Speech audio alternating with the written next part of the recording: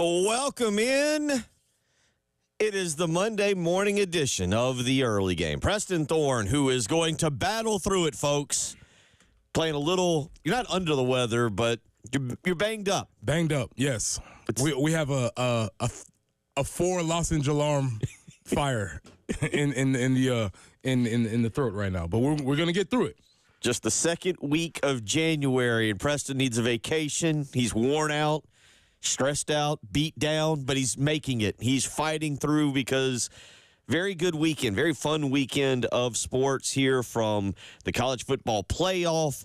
Men's basketball is an interesting story. Women's basketball yesterday does what they typically do with a top 5 victory. You had the NFL playoffs, another game tonight. So Preston's here. He's lozenged up and ready to go. Sports. I just say sports for the whole weekend. Sports from Thursday till, I don't know, 11 o'clock, 10 o'clock last night. Just as much sports as you can handle. Everything, everywhere, all the time. If you wanted golf, the Sony Open was open. I watched some of that. You had hockey if you wanted to go down that path. Again, you had a full weekend of college basketball that was pretty entertaining. The NFL playoffs, I think, by and large, lived up to some of the hype. Last night ends with a bang, is a doink. The Commanders doink it in to knock off the Buccaneers in the wild card round. Again, in my rule proposal, the doink only counts if you call it. Right. But if you call it, you get 4. Good point. But if you don't call it, you don't get the doink. So that's my rule proposal. Was it called last night? I don't think so. Anywhere? No, was not called. That goes along with some Eagles victories, some Bills victories, and again, one more tonight as Preston's Thorns Vikings. Skull. One more playoff game tonight. Bill, we have a proposal. If the Vikings defense scores a touchdown, which they've been proficient at all year, I will do the celebration that they do. Okay. They've been a very, very celebratory team all year. They've been very, in their practices, they've had rehearsals as well. They've done rehearsals. So if they score a touchdown and celebrate, I will do the celebration on the live stream. So I don't know if that's an advertisement for or against the live stream, but that is done. You're gonna want to go. We got lots on the live stream for you. If you're unfamiliar, if you're unaware, our live stream, you can go to 1075thegame.com. You can go to youtube.com. YouTube, not YouTube TV. We're not on YouTube TV. We're not that fancy. But if you go to YouTube and you type in the Game TV radio, you can actually check us out. You can watch us and see how we look, as normally we are trying to stay warm here in our studios. But this week on the live stream, you could see that celebration dance. Unfortunately, you will probably also have to see Preston with a whiteboard or some form of pen and paper acknowledging the Big Ten's greatness. Yeah, that'll happen also. I was thinking about how that works. Only thing we need to test it. I don't know if the camera has us where you have to write things backwards or how you can. I'm not sure how that goes. Give it a shot. But we will do that in rehearsal, and I will pay up. I'm a man of my word. So Ohio State knocks off Texas on Friday night. Kind of to be quite honest, it got off to a little bit of a bang and then got a little boring for about the next 3 quarters. Like in terms of after what we got on Thursday night with the Mitch Jeter essentially walk-off kick, there was about 8 seconds left. But you got a fun game, you got a great game. On Friday night, we got a game, but it was it's one of those questions that we ask for South Carolina football. Did you ever feel Texas was legitimately in it? Did you ever feel that Texas was going to challenge, even when they were at the 1-yard line and decided to just not close, if you will? Strong candidate for Thorns. Coaches, 1-yard line. Don't throw the ball sideways. It's just, I understand. It's just, why? Math, right? The closest distance between 2 points is a straight line. Is that geometry? I think. Geometry. I'm not the math guy, but I just feel like you go this way instead of that way and this way. I don't know. So it didn't work for Sark. We'll get into a little bit of the college football playoff. We now have our national championship game a week from tonight. in Atlanta, Mercedes-Benz Stadium. You'll have Notre Dame and Ohio State. Ohio State, at least as of this weekend, was a 9.5-point favorite. Did not look last night, so I don't know if that has moved over to double digits, but it was Ohio State minus 9.5, and what feels like, I'm hoping it's not, but it feels like a foregone conclusion as to who's going to win the national championship. You think? Do you feel that way? It's setting up, as many people have mentioned on X, so this is not an original thought, but Notre Dame, the lovable underdogs. Okay. How did this happen? I would be okay with Notre Dame winning. Jen's Bears are trying to meddle with this championship here. They're trying to get themselves involved and create chaos and do everything. If you haven't seen, the Bears now are interested in talking to Marcus Freeman. Don't do this the week of the championship game. You can get to Marcus Freeman after the 20th. Just leave him alone for a few days. True, exactly. No, Vrabel's out of the mix, so. That's true. Vrabel is out of the mix, hired by the Patriots, which I believe if we go through the skimmer, we might have called that here pretty early. Yeah. Said that was likely a foregone conclusion. Hot take. Marcus Freeman wins the national championship. Lifetime contract? No. Okay. Too high of standards at Notre Dame. One championship doesn't, I think, put you in the pantheon of great coaches. But you're working your way there. Okay. You open up by getting, that's a great way to start your journey toward that. And certainly just playing in a national championship game in year 3 is a great way to start navigating the college football playoffs. So we'll get into that a little bit this morning as we get you up, get you going. Basketball from the weekend. We'll try and dissect a little bit of what happened at Colonial Life Arena. There's a lot of things. I was not there. My son Austin had a basketball game, Gilbert and Pleasant Hill, and then we were doing our 25-year championship celebration. Got to see a lot of great former teammates from the 99-2000 state championship team. Really quickly, because I've done one of these celebrations also recently last year. Do they look older than you thought? Or do you look older than you thought? Or is everybody just looking at each other like, wow? A lot of the guys I still am in touch with. So there was a few. Alex Spots, who went on to play at Rice, and then I think came back and played at Winthrop. He's now up in Virginia. That was the fun part, seeing guys that you hadn't seen, that have moved away. He looked younger. He's aging well.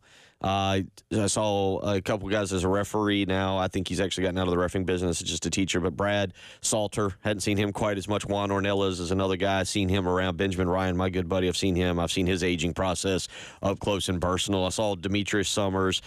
He's aging. Gray is catching up to him. He was a younger guy when we were seniors. He was a freshman. But, yeah, it's – all right, I'm going to take 2 minutes because we all joked about this. So the thing is, Coach Harris, Bailey Harris, he's got our stat sheet. He's got our stats. Each and every game, he's got all the stat sheet. Number one, for the limited minutes I played, I had 8 turnovers for the year. Efficient. I did not realize. I told them, I was like, I don't think this is correct. I want fact checking on this because I did not think I played enough minutes to have 8 turnovers. However, and this will now go on the resume. This should probably go into the opener. It turns out, I shot technically over 38%, but I'm rounding up. I shot over 40% my senior year from three-point range. Okay. Early in the three-point game, you were changing the game early. We were apparently as a team. We were a bunch of three-point shooters. We shot as a team 38% that year. So when we gathered. Those are Steph Curry numbers. At Steph Curry. I did not. So. You This don't is have really, to say it, but the numbers bear out. For anybody that has been a part of some kind of reunion or everything where you get to do everything, it's always really fun. Like you said, you get to see the people, see some aging. And Coach Harris, but he had a trivia because we did chicken and waffles at his house on Saturday morning. And so and then he had, like, 25 years later, he had some trivia for us to answer. There were 4 players on that team that shot over 38%, shot over what the team average was. I'd have never guessed it was me. So I bragged. So that will now, if we can put that on the opener, career high school 40% three-point shooter, Bill Gunner. Let it go. No. Let it go. They were terrified when this news arrived. I'm sure, because you're a complete pain with that, I'm sure. Saturday morning when this news popped up, everybody knew it was bad news for all of our listeners that we're going to have to be subjected to hearing that. So I'm very proud of myself, very excited about myself. Definitely something that I will definitely continue to hold on to. But I say all that because I didn't get to watch a lot of the South Carolina Auburn game. I was watching, I was talking and hanging out with friends, but interesting game to say the least. And we'll get into a little bit this because Preston, a lot of people agree this was the first time this year. I'm going to label it in year 3 as we saw the Lamont Paris team. We saw what Lamont likes to do and the team operate, I think, in the fashion that the foundation was set 2 years ago and was in place last year. Yeah, that makes sense. Absolutely. If you watch the game, you can watch the highlights, you can get an idea, you can go through the numbers. It looked like, oh, that's a Lamont Paris team. Win, lose, you saw the things that we think are characteristic or align with his philosophies. So we'll get into that. And again, as I mentioned, women yesterday, no problem with Texas. As a matter of fact, it almost feels like they took the foot off the pedal in the second half in that game because they were in firm control. My son, Austin, was there at the game with my father, and he texted me, I think at halftime or at the end of the first quarter, I don't remember which one, but pointing out Texas was shooting 23%. I don't know if Dawn Staley got to her girls. I don't know what exactly happened, but we'll get to some of this later.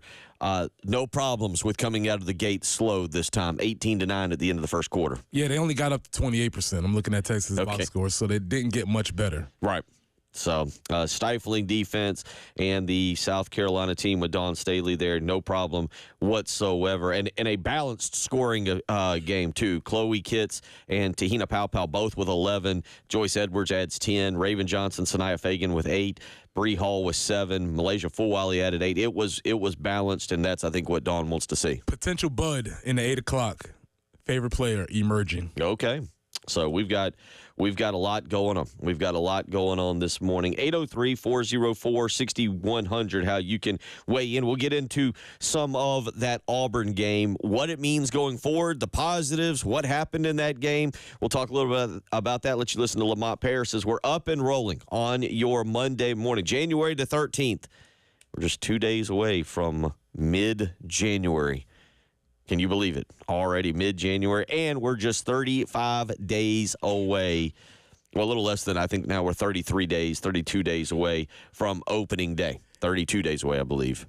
January 15th paycheck might be the most anticipated of the year. Coming off of that Christmas, you're like, woof, need this one. Yeah. You're calling up the electric company. Like, do you really need your money this month for bills? Because I'd like to save a little bit Big this time month. anticipated paycheck, 15th. There you go. 803-404-6100. You're listening to the early game.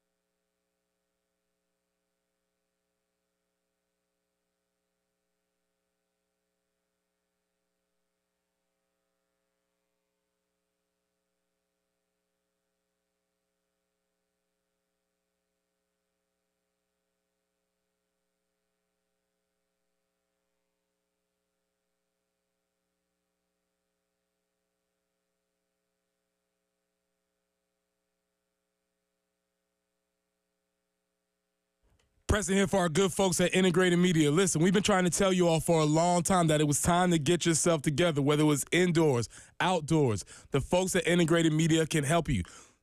Spring is around the corner. Baseball season is around the corner. Don't you want to sit outside with Samsung Terrace TVs that are waterproof or Sonos outdoor speakers for TV and music? Maybe you need Wi-Fi that works indoors and outdoors. Or you can have my personal favorite to control all your devices from just one remote. So from home theater setup to adjusting your thermostat or monitoring your security systems from your cell phone, Integrated Media is the company that you need to call. So call Nathan and Michael at 803-948-8327. That's 803-948-8327. Or you can reach them online at integratedmediainc.com. That's online at integratedmediainc.com.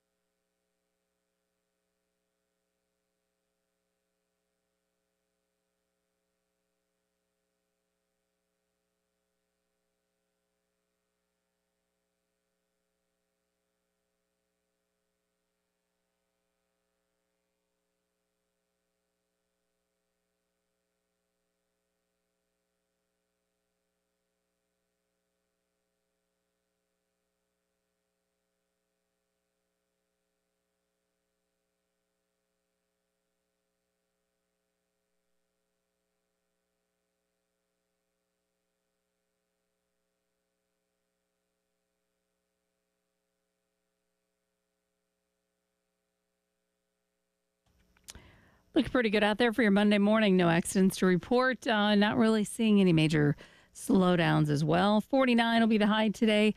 The mornings are what are going to be kind of chilly. Overnight low tonight, 28. Tomorrow's high, 52, 27 for the overnight low, 49 and 25 for Wednesday. Right now, it's kind of not too bad. Come on, we're middle of January. It's 35 currently at 107.5 The Game.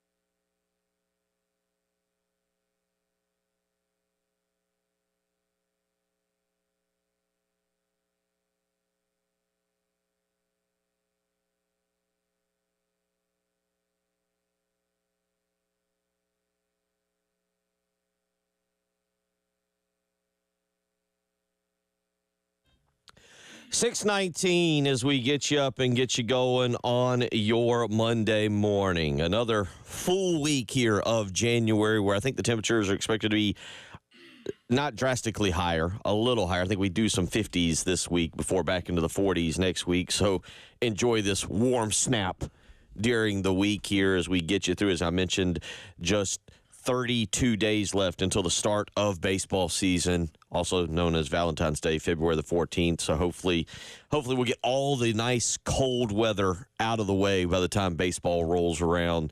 We'll just do the indoor stuff such as basketball. And on Saturday, Preston Thorne, South Carolina played like a team to me with their back against the wall. This is a team they did not want to go 0-3 in conference play, did not want to fall to 0-3. It's a tough hole to dig out of, regardless of the fact that you've played two top 5 teams and another ranked team in Mississippi State to start conference play. It really doesn't get easier. But then we learned Friday afternoon that Jamari Thomas, starting point guard, has a sprained knee and will be out 3 to 4 weeks. And you're going, all right, no Miles Studi, no Jamari Thomas. What will this team look like? The point spread was 17 around game time. Auburn was a 17-point favorite. South Carolina gets out to a 6-point halftime lead, 40-34. You just, to me, and I'm following it on my phone, and then rewatched a little bit of it yesterday. You did just kind of feel, though, that Auburn was gonna make one big run in the game, and sure enough, they did and grabbed the lead. They did. They did make a big run. They grabbed the lead. However, there were 4, by my count, empty possessions at the end of the game with opportunities to go win the game. So, yes, you knew Auburn was going to make a run. You felt like if you watch sports long enough, you know when the team's holding on. It felt like we were holding on. You watching the game, you're watching the clock. You watching the game, you're like, okay, they're gonna make a run. However, with that being said, there was ample opportunities to win/tie the game at several points towards the end of the game. A couple of my thoughts from rewatching a little bit yesterday. You're getting what you hoped for from Nick Pringle. Let's start with that right now. I know a lot of people talk about the transfer portal. Nick Pringle, the last 2 games, has been very good. 12 points, 10 rebounds on Saturday. Preston, do you agree? I put this on Twitter yesterday, or X, whatever we're calling it now. There's a difference between a physical post presence and a mean post presence. Can you kind of see the difference there? Yeah, I can definitely see the mean guy sharpens his elbows before he goes in the game. Yes, and I feel like Nick Pringle doesn't play dirty, so I'm not trying to accuse him of that. But he's giving them a mean post presence. Last year, B.J. Mack gave him a physical post. He had a big old rear end.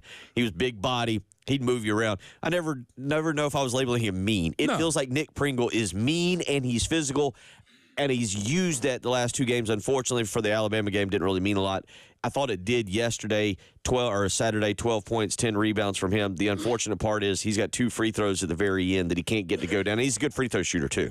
Yeah, and that's a tough spot where you have to make those free throws. Obviously, that's something he expects out of himself. Lamont expects, everybody expects. It didn't quite happen. But to that point, what you see is with his meanness, his physicality, his attitude in the paint, all of a sudden you start to see CMB start to play better. Yes. And we've talked about that, how CMB is a player that needs protection in order for him to do the things that he does. And it's at least good to see that Nick is embracing that role as the enforcer in the lane so that CMB can work. So there is a lot of upside for that duo going forward. Yeah, Pringle on the season is now averaging 10 points per game and 6 rebounds. That's honestly right about what I would have thought for a very good season for him, the transfer from Alabama. I mean, you look at the last 2 games, 12 points, 10 rebounds on Saturday, 13 points, 6 rebounds against Alabama. You go back, Radford was 12-8, Presbyterian was 14-5. Unfortunately, those are not good teams, so I kind of don't count those. The Mississippi State game would be really the disappointing one, 8-3. Those rebound numbers have got to be over 5 each and every game. They got to be closer to that season average of 6.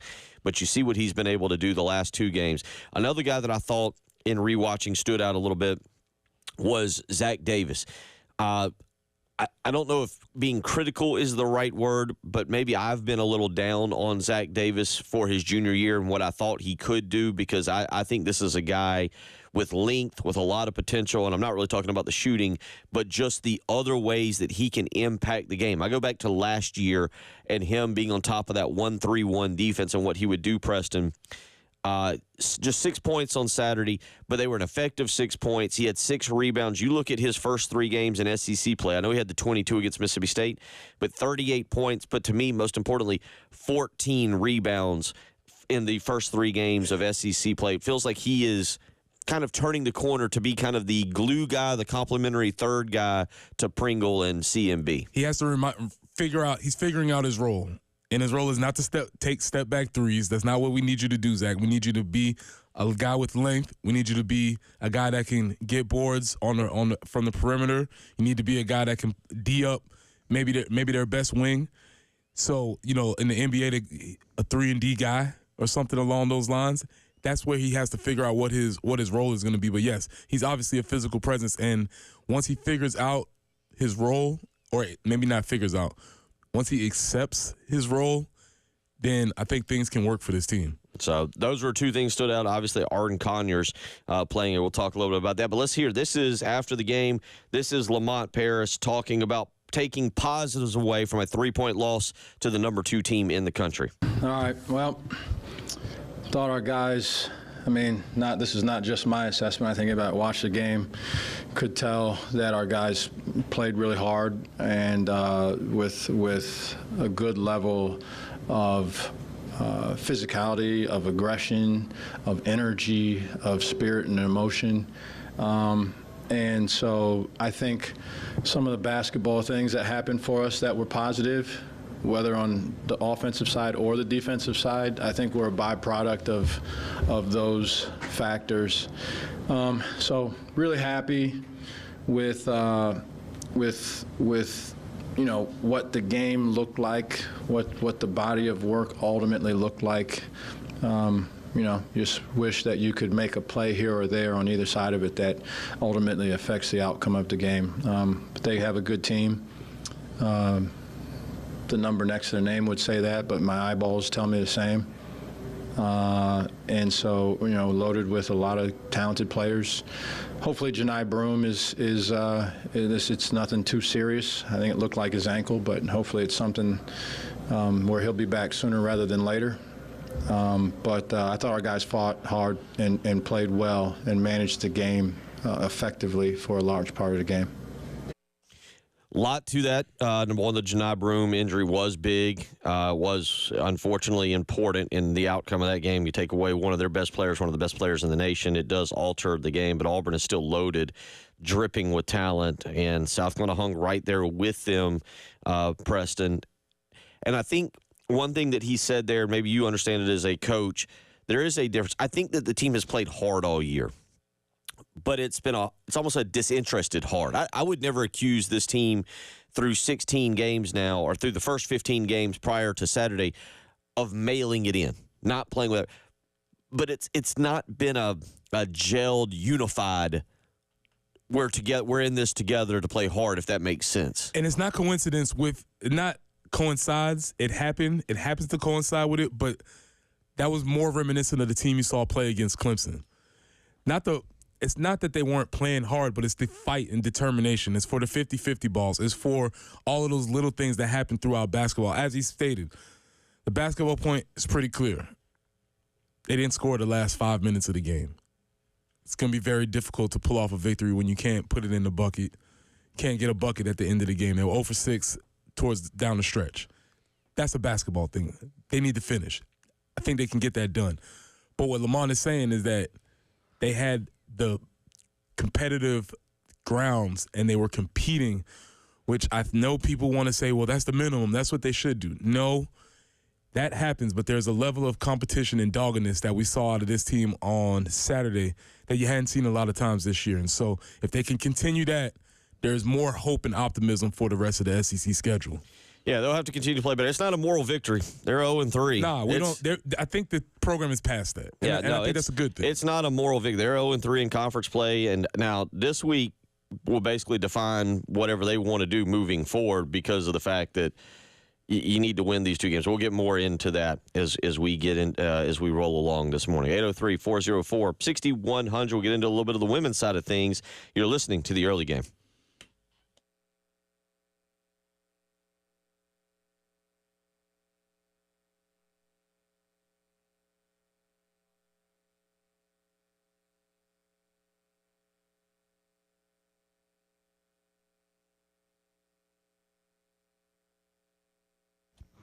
It's Jen for CHW Cabinetry in Lexington. We've had a few experiences now with CHW Cabinetry. We had the redo in our kitchen thanks to a flood. Also have done some remodeling in an upstairs bath and the master bath most recently. And I have to tell you, CHW Cabinetry delivered. And I mean, literally, they helped us put everything together when it came to designing the kitchen. We got the photorealistic rendering of the entire kitchen. So it was a picture of our kitchen before it was finished, and that helped us pull all the other elements together. There's other things they can do in the house for you. If you got a pantry, you want some drawers added to it, they can certainly help you with that.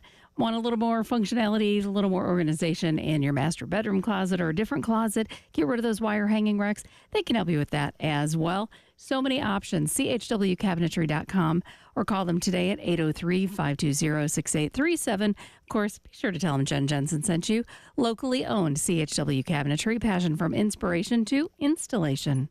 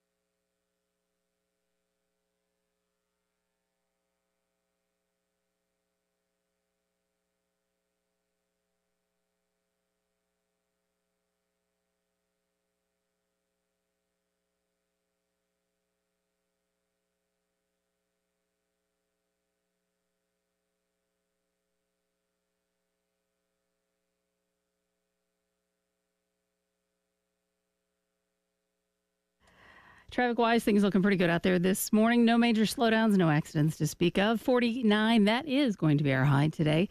Overnight low 28, tomorrow 52, and still really cold in the mornings. Overnight low of 27 right now. 35 on 107.5 The Game.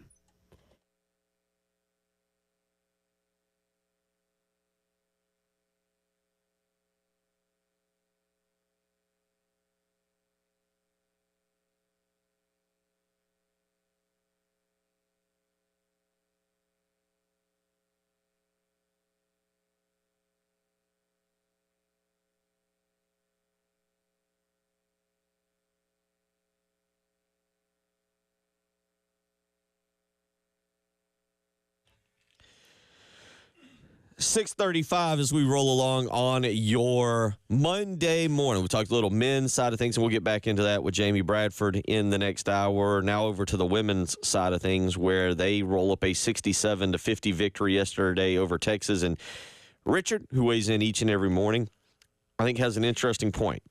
Preston, let me read this to you here. He says, I figured out why Dawn doesn't like this girls' team that much. These girls have decided they're just going to slide through the easy games and only play hard versus good teams, and nothing Dawn says or does can change that. Noticeable difference in energy when they play teams that are supposed to challenge them.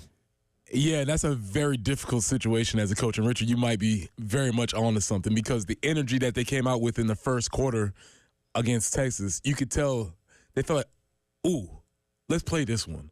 We're up for this one. Let's go out there. This is gonna be fun. Yeah. And that's not something that makes you happy as a coach. No. That's a tough battle to fight, but they continuously showed up. And obviously these two last games against Texas A&M and Texas were huge, the first two games in the absence of Ashlyn Watkins. And so you had to see what this new look team was going to look like, and they looked great the past two games.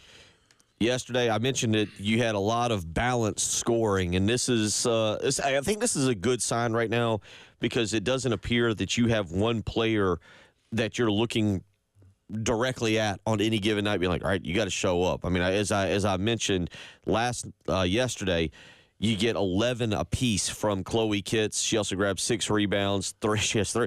Talk about a stat sheet filler. 11 points, 6 rebounds, 3 assists, 2 turnovers, 2 fouls, 1 block.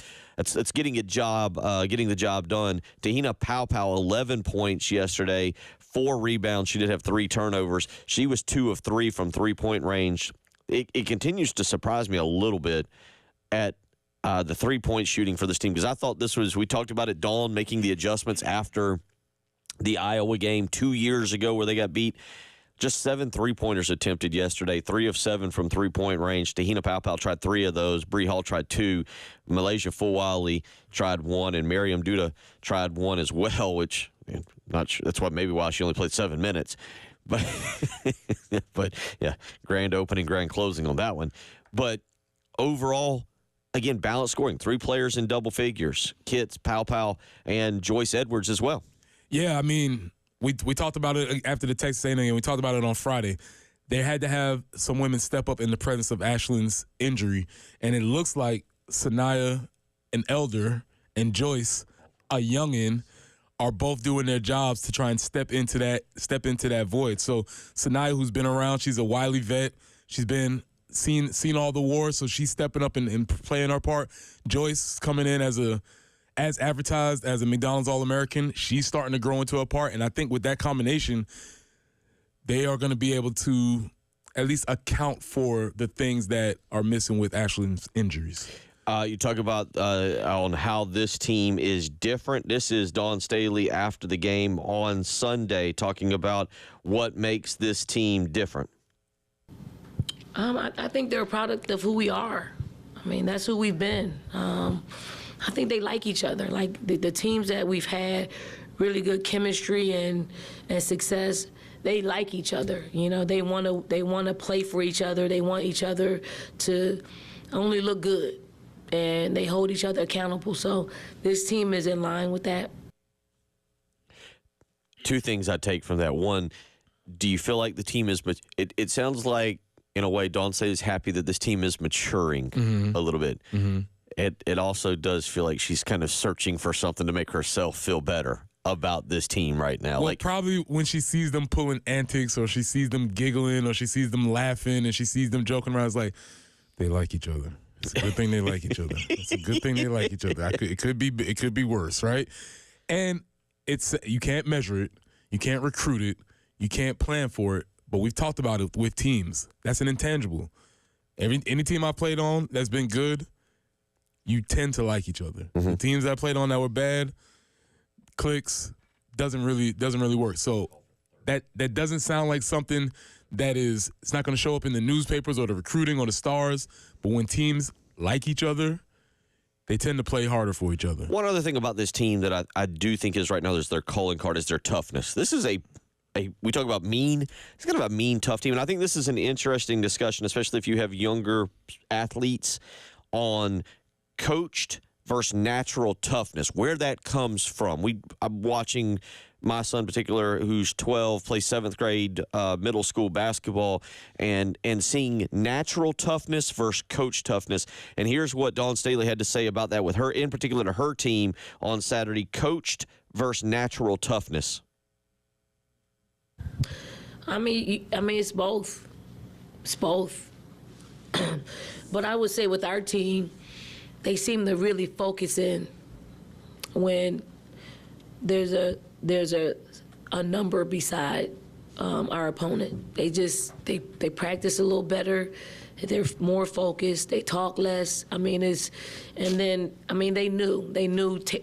intangibles of this game would play a huge role in us winning or losing.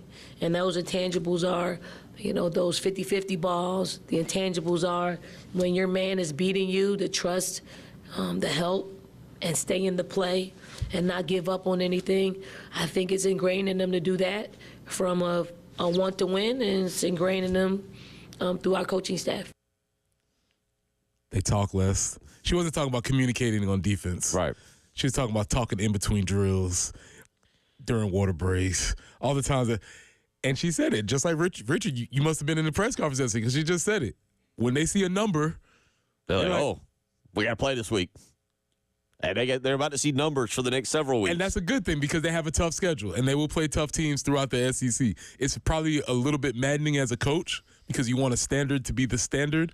But if you had to have it one way or the other, you want your teams to show up when the bigger games are there. I have never thought to look up this stat, and I might try just glance here during the break. But part of that is a byproduct of, Dawn, what you've created. Because let's be honest, how many times have they played a non-ranked team and beat them by 30?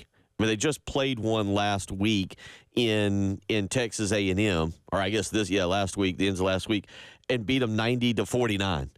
So when they play teams that typically are not ranked, it's ugly, like ugly. Arkansas last year, 98-61. Kentucky last year, 103-55. Alabama wasn't ranked last year when they beat them 72-44. Like, unfortunately, it is kind of ingrained in these women. There's not a number. We're a lot better. I'll be honest. Connecticut was 11. I'm just going back to Let me do this. You think they need to see a number, or you think they need to see a single-digit number? I think a number. You think a number is like 19? I think a number they need to see that. helps. They need to see that 9. Like Texas was 5, so that's like, ooh, okay. Now we're talking. They're closer to. They're a little bit closer to us. Because I wonder if 24 gets them excited. I don't know. Probably not the same level. Real quick, now that we say this out loud, that loss to Missouri. Now I'm looking at the Gamecocks online website. That loss to Missouri on December 30th of 2021, which is the last previous to UCLA, Preston. Think about what I'm saying. Previous to UCLA is the last regular season loss, because you think about they lost to Kentucky in the SEC tournament. They lost to Iowa. Those were ranked teams. I don't know, because what I'm looking at doesn't tell me whether that Missouri team was ranked or not. I'm not sure when the last time they lost to a non-ranked team was. And there might be some girls on this team who were like 13 or 14 the last time that happened. We'll venture down that path. We'll get into a little bit more as we roll along this morning. 803-404-6100. A little trash talk in the NFL? Yeah, we'll get into that. You're listening to the early game.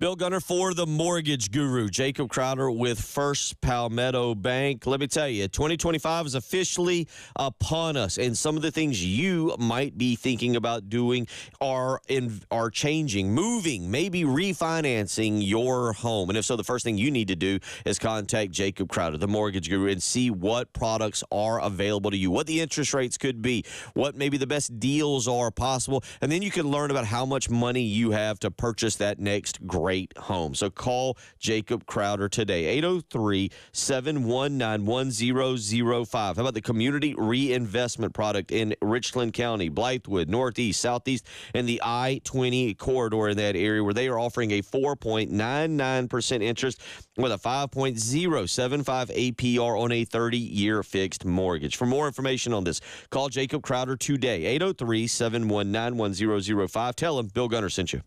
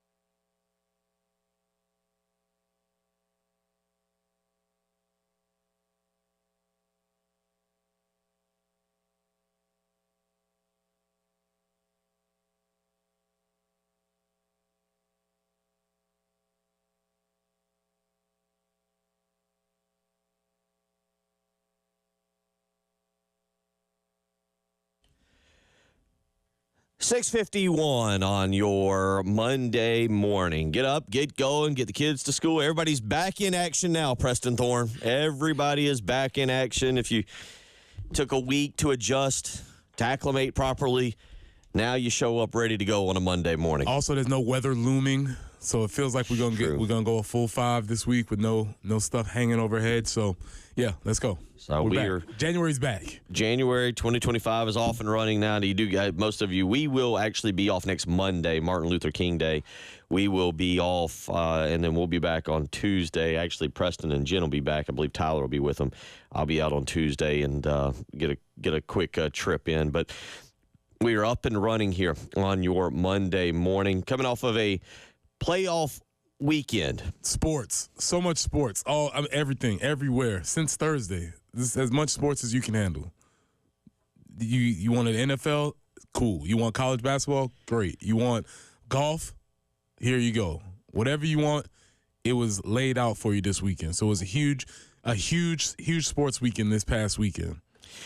The Ravens and the Steelers highlighted Saturday night on Amazon Prime, if you were able to locate that. Yeah. I may have to go down later on also. Was it Saturday, I believe, Texans and Chargers. I accidentally, we got YouTube TV, and you're kind of not paying attention to what you do. It just tells you what's on.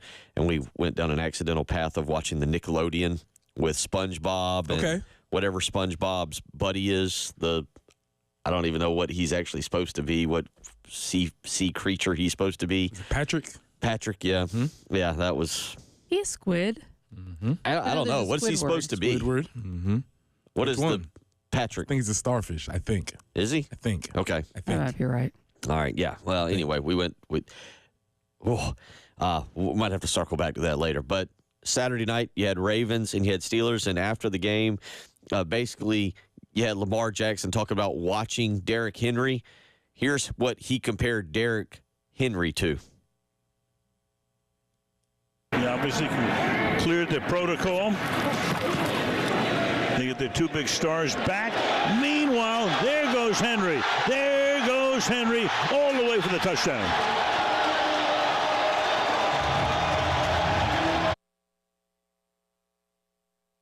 That's all right. All right. So there was the 44-yard touchdown. Now here is Lamar Jackson talking about watching Derrick Henry. It looked like a movie clip. Like, when, I'm going to give Cars. You watch the movie Cars? You're a little bit too old to watch Cars, but anyway, for kids, I was a kid when I watched Kids. I was a kid when I watched Cars, that's all I'm saying. But, when Lightning McQueen just flashing past, and then it's like, that's how Derrick looked when he was running past, and all those guys it looked like a movie, bro. I'm not going to lie to you, but I'd rather be watching it than being on the opposite side of the ball. I know that. But did he ever say ka-chow? I think that might have been where he was going. I think that was he was getting there. I think he was trying. But see, here's the thing. Here's what happened to Lamar. He got excited, and he probably would have went for that. But then he had to remind him, I was a kid when I watched it. I was a kid. Yeah. He didn't want to get too far. He didn't want to overexpose himself because I think he got a little self-conscious as he was going for the Cars reference. He's like, no. But I was a kid. It's not like I watch it all the time. It's not like it's my favorite movie and I watch it yesterday or something like that. But he tried to overcorrect himself. But yes, it's like watching Lightning McQueen in Cars. Bill, familiar? Oh, yeah. Mm-hmm. I'm looking to see. I don't know his personal life. I was just looking to see if he's got young kids. He's 28. And he actually just turned 28 last week. I was just glancing to see if he's got like a 5-year-old or a 6-year-old, because that's about the time you get him into Cars. I can see where he might be watching that lately, because that's a weird good one. For adults. I love it. It's I imagine you. Yeah. I can see that. Cars 3 caught me off guard. I was like, oh, wait, what Much happened? better than 2. I agree. Yep. Also, like I said, caught me off guard. I was like, wait a second. I didn't sign up for this. Mm-hmm. Got a little emotional. What's happening? We'll revisit that as well later on in the show.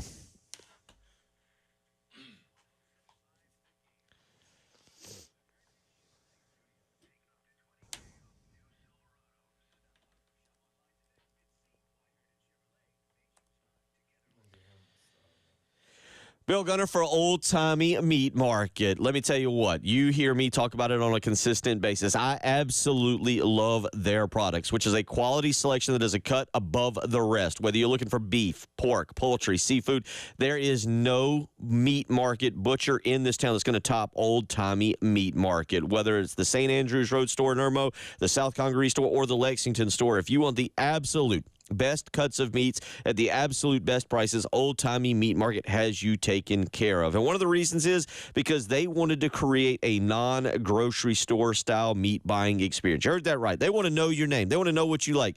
They want to know your family. And that's what makes Old Timey Meat Market stand out, is the family feel when you walk in one of their 3 locations, South Congaree, St. Andrews Road in Irmo, or again, that Lexington store, and find that delicious dinner that you have been looking for. So stop by one of their 3 locations today. Again, South Congaree, St. Andrews Road, Irmo, or Lexington store, and tell them Bill Gunner sent you.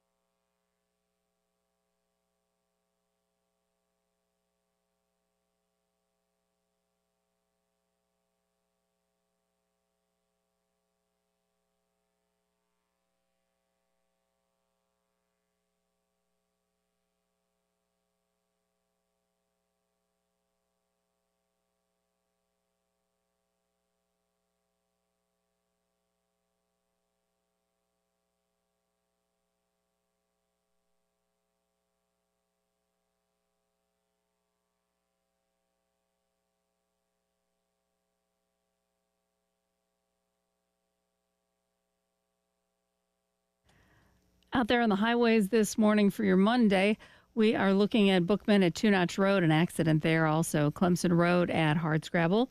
Highway 6 at Lynn Creek, there's also a report of an accident. Do be careful this morning, 49. That's what we're looking for as a high today. Overnight low of 28. 52 on Tuesday, 49 on Wednesday. But overnight lows will remain in the mid to upper 20s. So we're bundling up for sure early in the day when we're heading out. Right now, sitting at 35 on 107.5 The Game.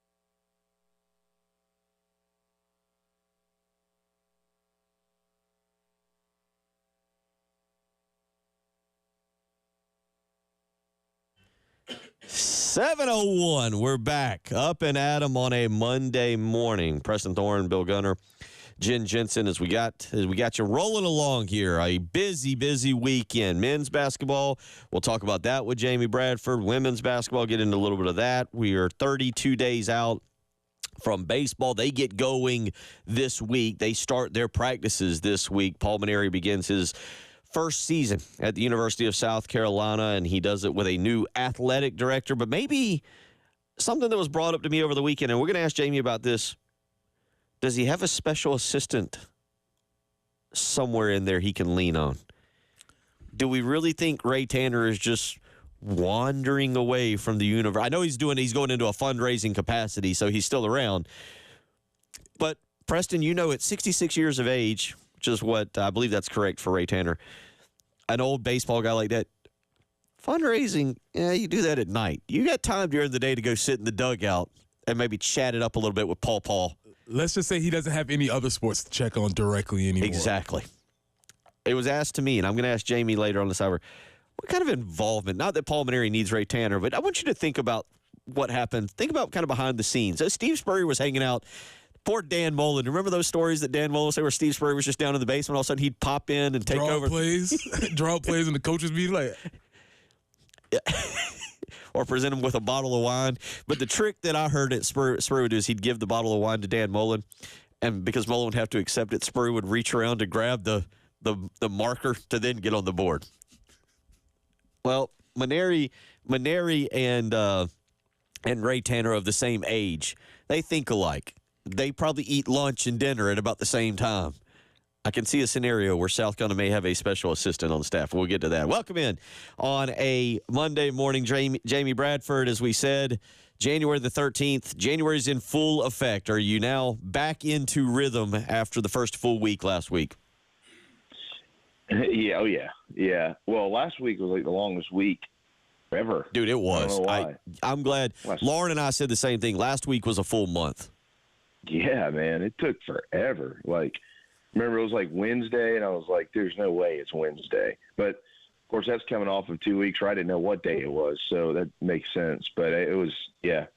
But we're rolling. The kids are back in school, and that's what matters.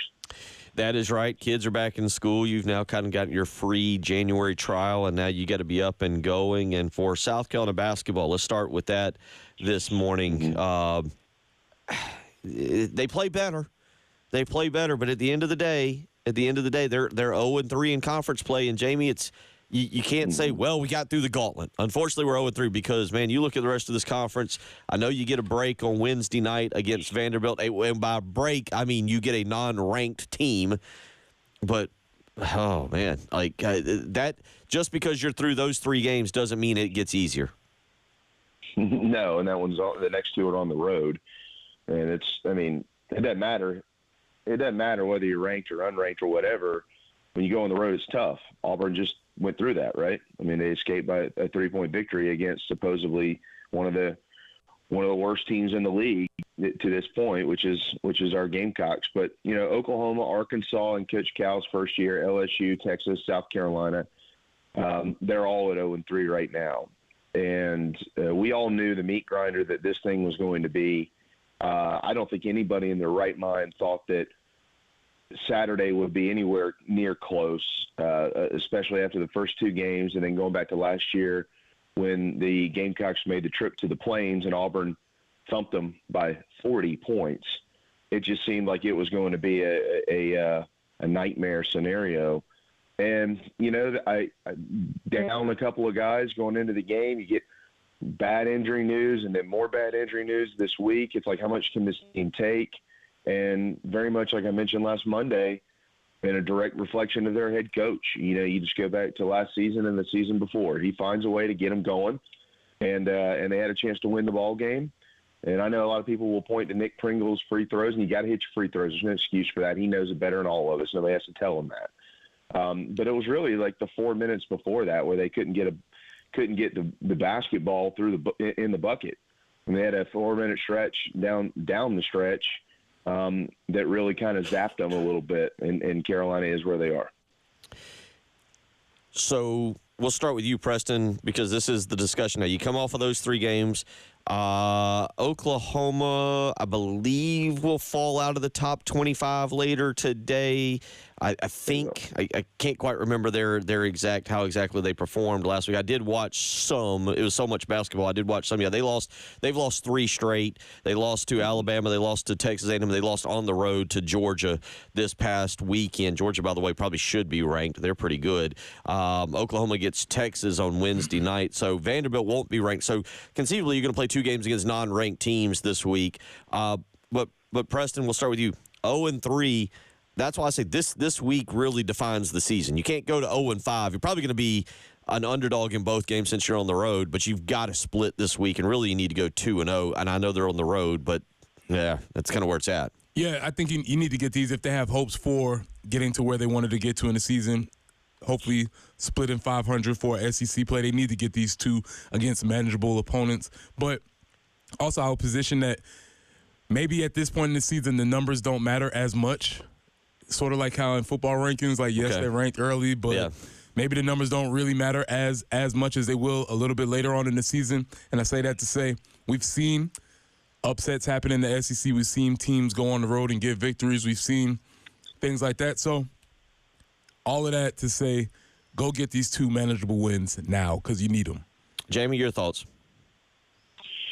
Yeah, I mean, if you're talking about, is there a reward at the end of the regular season, as in playing in the postseason some way, somehow, it certainly seems like these next couple of ball games are crucial to even, entering that conversation. And as you pointed out, Bill, realistically, you need to find a way to win both of them.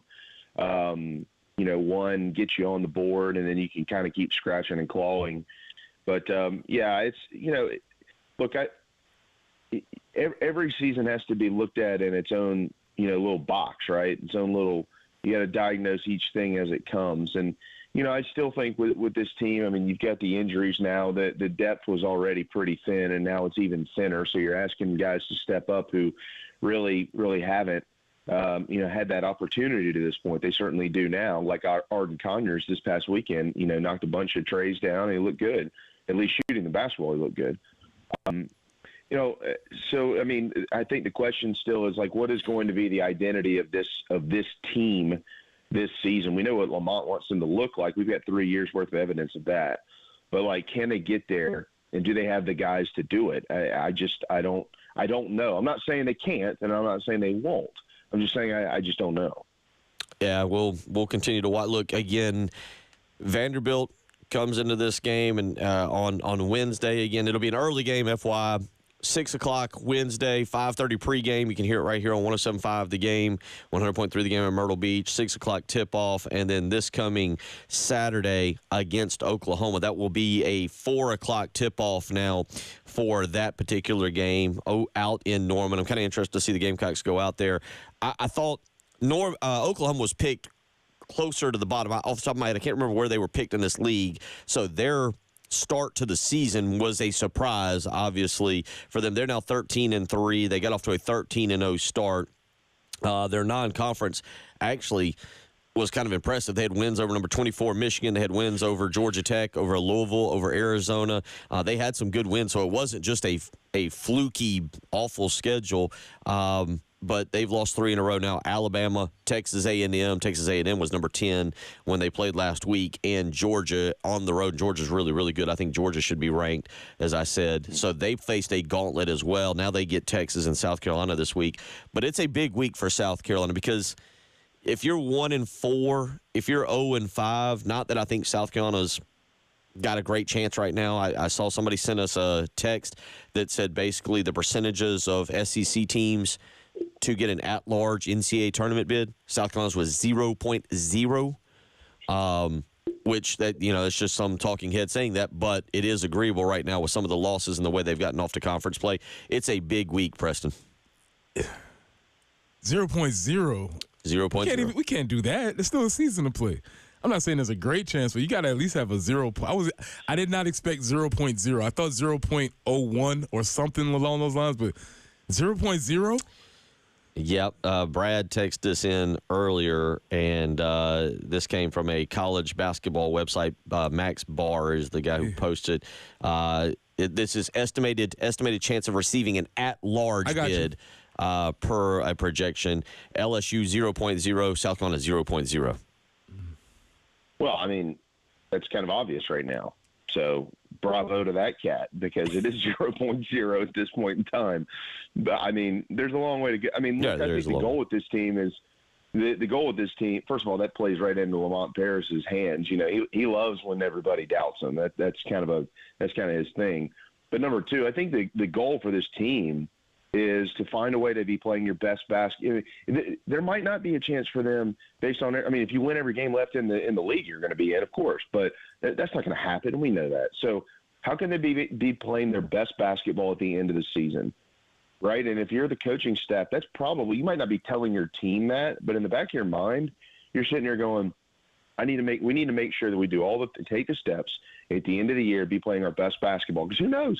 Who knows? You get to the SEC tournament, you get a nice draw, all of a sudden you're playing on Sunday. I mean, these things have happened before. So if Carolina's playing their best basketball in March, you know, that's what's going to give them the ultimate chance to play somewhere in the postseason. The question, Bill, and I know we got to get a break, the question, though, is if they miss the tournament and make the NIT, does that suffice for this program a year after getting into the tournament in Coach Parrish's third year? From a fan's perspective, I know it wasn't from the teams, but from a fan's perspective, if they get into the NIT, you know, how do people take that? Yes, it should. I don't know. We might come back to that. Yes, it should. If we're looking at goals and what you're trying to do, and I can explain that. I don't know if we'll get into it today. But yes, and there's a lot of reasons I'll say that. 803-404-6100. Before we hit the break, I do need to ask you, who are you more familiar with, Lightning McQueen or Patrick the Starfish? I have no idea who those people are. You got young kids, man. Oh, the car, Lightning McQueen, the car? Yeah. Oh, yeah. Okay, then him. I don't know Patrick. Well, in the previous segment, we played a little bit of Lamar Jackson comparing Derrick Henry to Lightning McQueen when Henry had the long touchdown run on Saturday night against the Steelers. And then I also mentioned over the weekend getting into NFL playoffs. We're going to talk some college football playoffs with you when we come back. But I mentioned the NFL playoffs on Saturday. I think it was Chargers and Texans and the SpongeBob SquarePants Nickelodeon broadcast, which is just, it was like the dirty bubble kidnapped Jim Harbaugh, and Justin Herbert promptly threw another interception when that happened. It was a wild broadcast, and so a texter weighed in and said, how is Bill familiar with Lightning McQueen but doesn't know Patrick is a starfish? I never got into that. Me neither, dude. I do know who the car is, though. Just you cut me off guard there. Yeah, see, what happened? I know exactly what happened to Jamie just now. He wasn't in his Pixar movie file just now, and he had to. His computer got scrambled a little bit. Yeah, we had the advantage. That was good to throw him off a little bit because he was ready to go down a rant of fans shouldn't be mad at this basketball team right now. We've got too much time left with the season. Don't be mad. Oh wait, Lightning McQueen.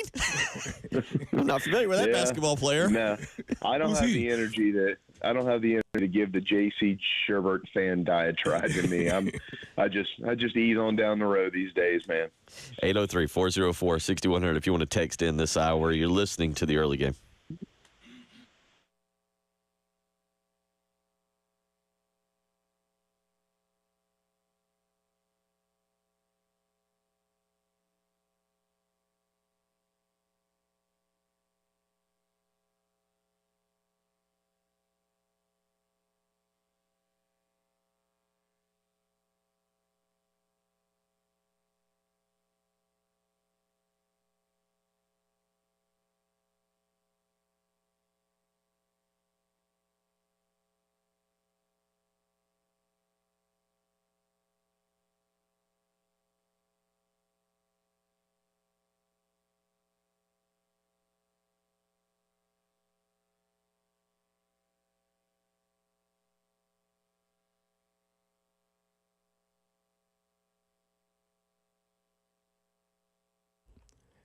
It's the new year, but do you have the same old joint pain? Pain in your knees, pain in your hips, pain in your back, maybe in your shoulders?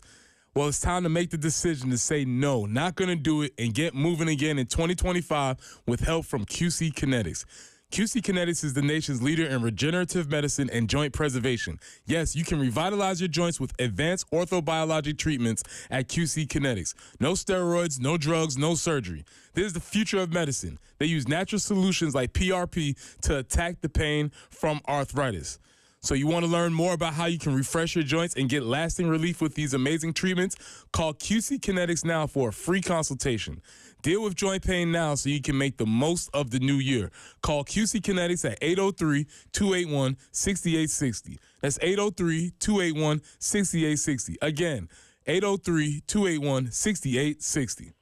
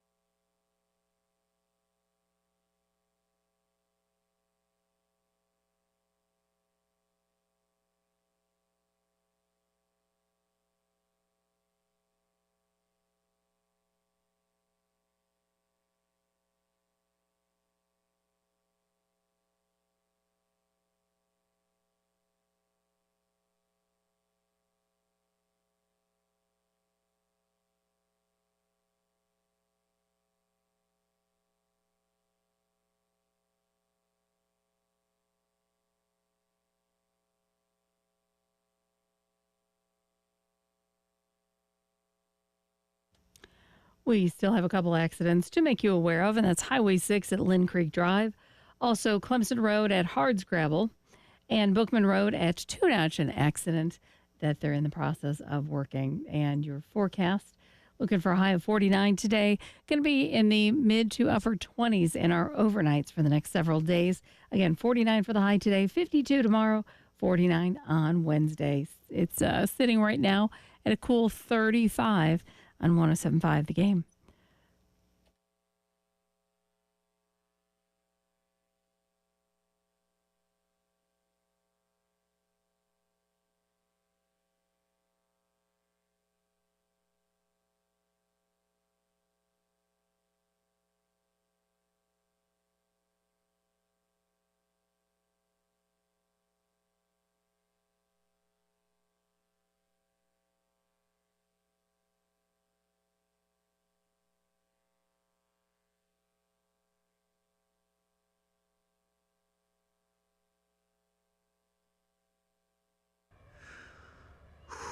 Okay, here we go.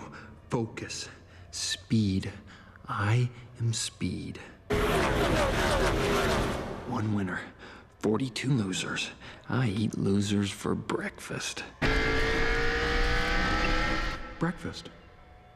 Maybe I should have had breakfast. A little brekkie could be good for me. No, stay focused. Speed. Lightning McQueen.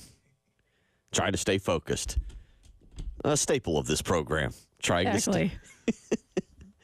Welcome back in here. 7:21 on your Monday morning. Preston Thorne, Bill Gunner, Jen Jensen, and joined as always on a Monday morning by Jamie Bradford as we were talking a little college basketball there. South Carolina dropping a tough one, 66-63 over the weekend. Let me ask you two this real quick, and then we'll get to the college football playoff. I feel like basketball, and having covered it, having followed the recruiting, having loved basketball, is the one thing where I don't know if you can take a one-game sample size and say, oh, okay, things are turning the corner, things are getting better. Each game, unlike football where you can start to see like, ooh, the development of Lenore Sellers looks really good. Hey, that defense is really starting to progress. Somebody's developing. Nick Harbor's developing a wide receiver. To me, it feels like in football, maybe even in baseball, Jamie, one outcome or one performance builds onto the next, whereas basketball, with the home court advantage, with teams playing so many games, with so many things happening, it's kind of hit or miss as to constantly building momentum in basketball. Do you agree with that? And then I'll come to you, Preston. Do you agree with that, Jamie? Yeah, I guess to an extent. I mean, just the number of games, right? So, like in baseball and basketball, I mean, you're gonna have some nights that are just good nights. Like if you're not a really good basketball team or a really good baseball team, you're still going to have days where you have a player who can take over the game, right? And you go out and win, or you have a couple of players or whatever. But in football, the sample size is so small. Carolina, like this year, like we knew that they were better than the record showed early in the season, but generally you've got a pretty good idea from start to finish. I use that because of like Tennessee last week being blown out by 30 by Florida. That doesn't tell me Right. Florida is the absolute best team in the country or that Tennessee was completely overrated. It's just a one-game sample size. I hear you. And I agree. But let's flip that premise on its head with this South Carolina team. Watching this Auburn game, as you watched it, did you feel like this was an exception? Like they played out of their minds and they were on fire and this was something we've never seen before? Or did you feel like this is more in line with what we thought we would see? Because for me personally, this was, for me, they didn't play – they weren't lights out from the field. They weren't hitting threes all over. Right. This just felt like they were more in line with what I thought we were going to see all year. And I think that's good news moving forward, I think, because it doesn't feel like it was just a one-game exception like Jamie said. To your point, real quick, they were 4 of 16 from three-point range. You're right. I think that's good news. I think. Because much like baseball, and I'll go back to you, Jamie. Much like baseball, there can be days when you're just hot, and you're doing all the things. But really good teams are able to play when they're not so hot, or when the bats aren't really working, and they can still find ways to do repeatable things and win games. And if that is more like what I thought the season was going to be, Jamie. Yeah, I agree with that. And like to Bill's point, the 4 or 16, that's right in line with where they've been in the last 7 games outside of the Clemson game. I mean, they've shot like 25% from long range overall. They're just not very good out there. So what are their answers, right? And to Preston's point, like I think that is more along the lines of who we thought. Like this team would probably go and flow the way that the two dudes in the front court go and flow in Murray Boyles and I know we're getting like into specifics. This is a broad stroke question. I get it. But like the identity of this team coming into the season, at least I felt like, was Colin Murray Boyles and Nick Pringle. And I felt like that was kind of their identity on Saturday. So maybe that's maybe that is a good omen for the future. Yeah, again, they were also 9 of 16 from the foul line. It's not like they were 25 of 27 where the game was oddly officiated and you got a lot of freebies at the foul line. This team played like a team with their back against the wall. That's what I saw. And I'm not trying to put down anything South Carolina did, but I also, in rewatching it yesterday, I didn't feel like Auburn had their A game at all. It looked to me, and again, not to put down Celtics' performance, it looked to me like one team who had smashed the other team by 40 two times in a row, who looked at a box score and saw that they'd lost by 35 and 20 in the two previous games, came in here and was like, all right, we're going to roll over these guys again, and it's going to be no problem. And then all of a sudden at halftime, they're like, hey, we're down 6. Did any of y'all know, or are y'all paying attention that we're down 6? Should we do something about this? Like, I don't feel like Auburn gave their best performance. Kudos to South Carolina. Some of that's on the way. South Carolina played defense. I will be interested to see if they take that moving forward to Vanderbilt on Wednesday night and to Oklahoma. Those are winnable games. And we're going to get we'll back up the college football playoff discussion. We'll wrap up our college basketball discussion here with this. But, I ask you guys, Preston brought it up, and Jamie, I'll kind of get your take on it. You don't want to be negative. You don't want to put anybody down, but maybe the loss of Jamari Thomas, because of the way he wants to play against the style that Lamont Paris plays, maybe is actually indeed a positive.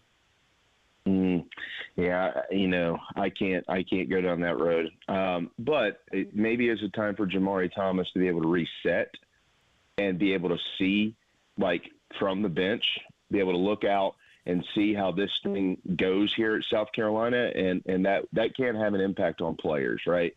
Like, he might be able to look out, let his brain rest and reset a little bit, and then when he gets back, because whenever he comes back healthy, he's obviously going to be in the lineup and he's going to play.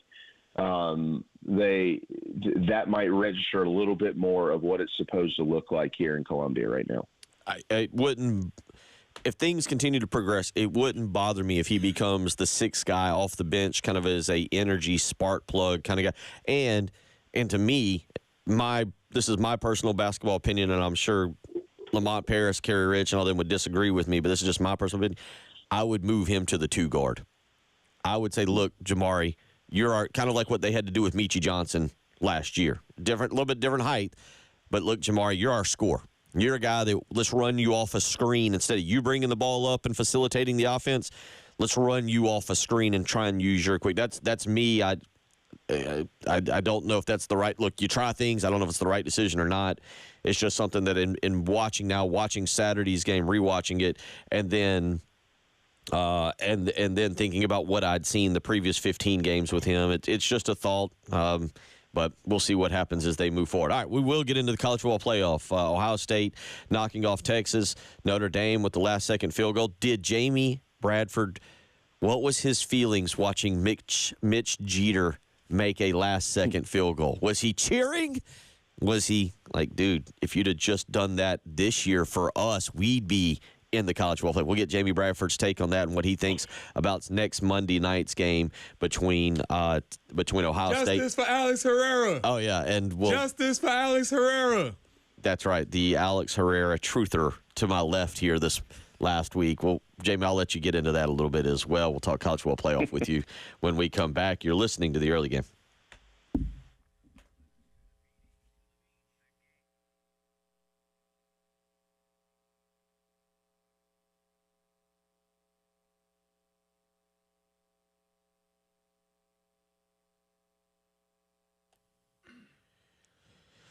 Bill Gunner for Mid-State Roofing. Let me ask you, are you thinking about your roof here at 7:29 on a Monday morning? Have you thought about it? Have you thought about what if we get some heavy rains coming up in the spring? You get some of those gusty evenings that can mess up the roof. Well, if you haven't, and it's probably likely, it's time to call Mid-State Roofing. 24 hours a day, 7 days a week. They are thinking about your roof. That's why they'll have an on-call technician or a Mid-State Roofing employee ready to take your phone call. 803-356-1919. Again, that's 803-356-1919. Call Mid-State Roofing. Let them help put you in a maintenance contract. Whether it's your home or your business, Mid-State Roofing wants to keep your operation dry and running long into the future. That's why they've been the leader in the roofing industry for nearly 30 years. So call today, 803-356-1919.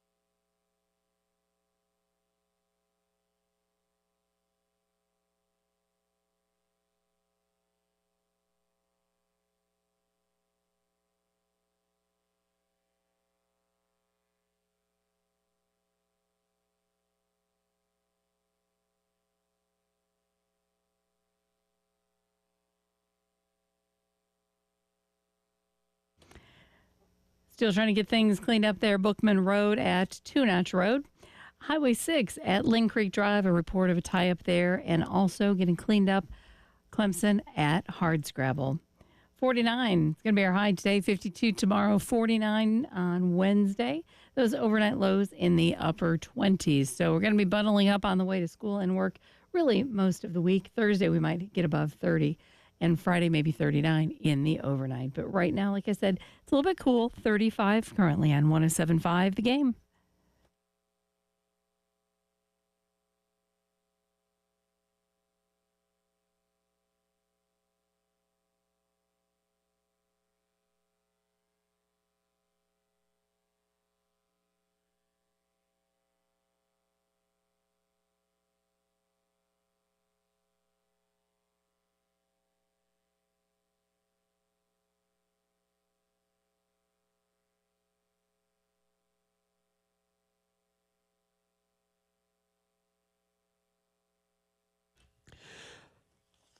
I want to remind you, the Winter Indoor Golf Tournament, first annual Pro Swing Golf Classic is coming. It's a 2-day event, January 30th and January 31st.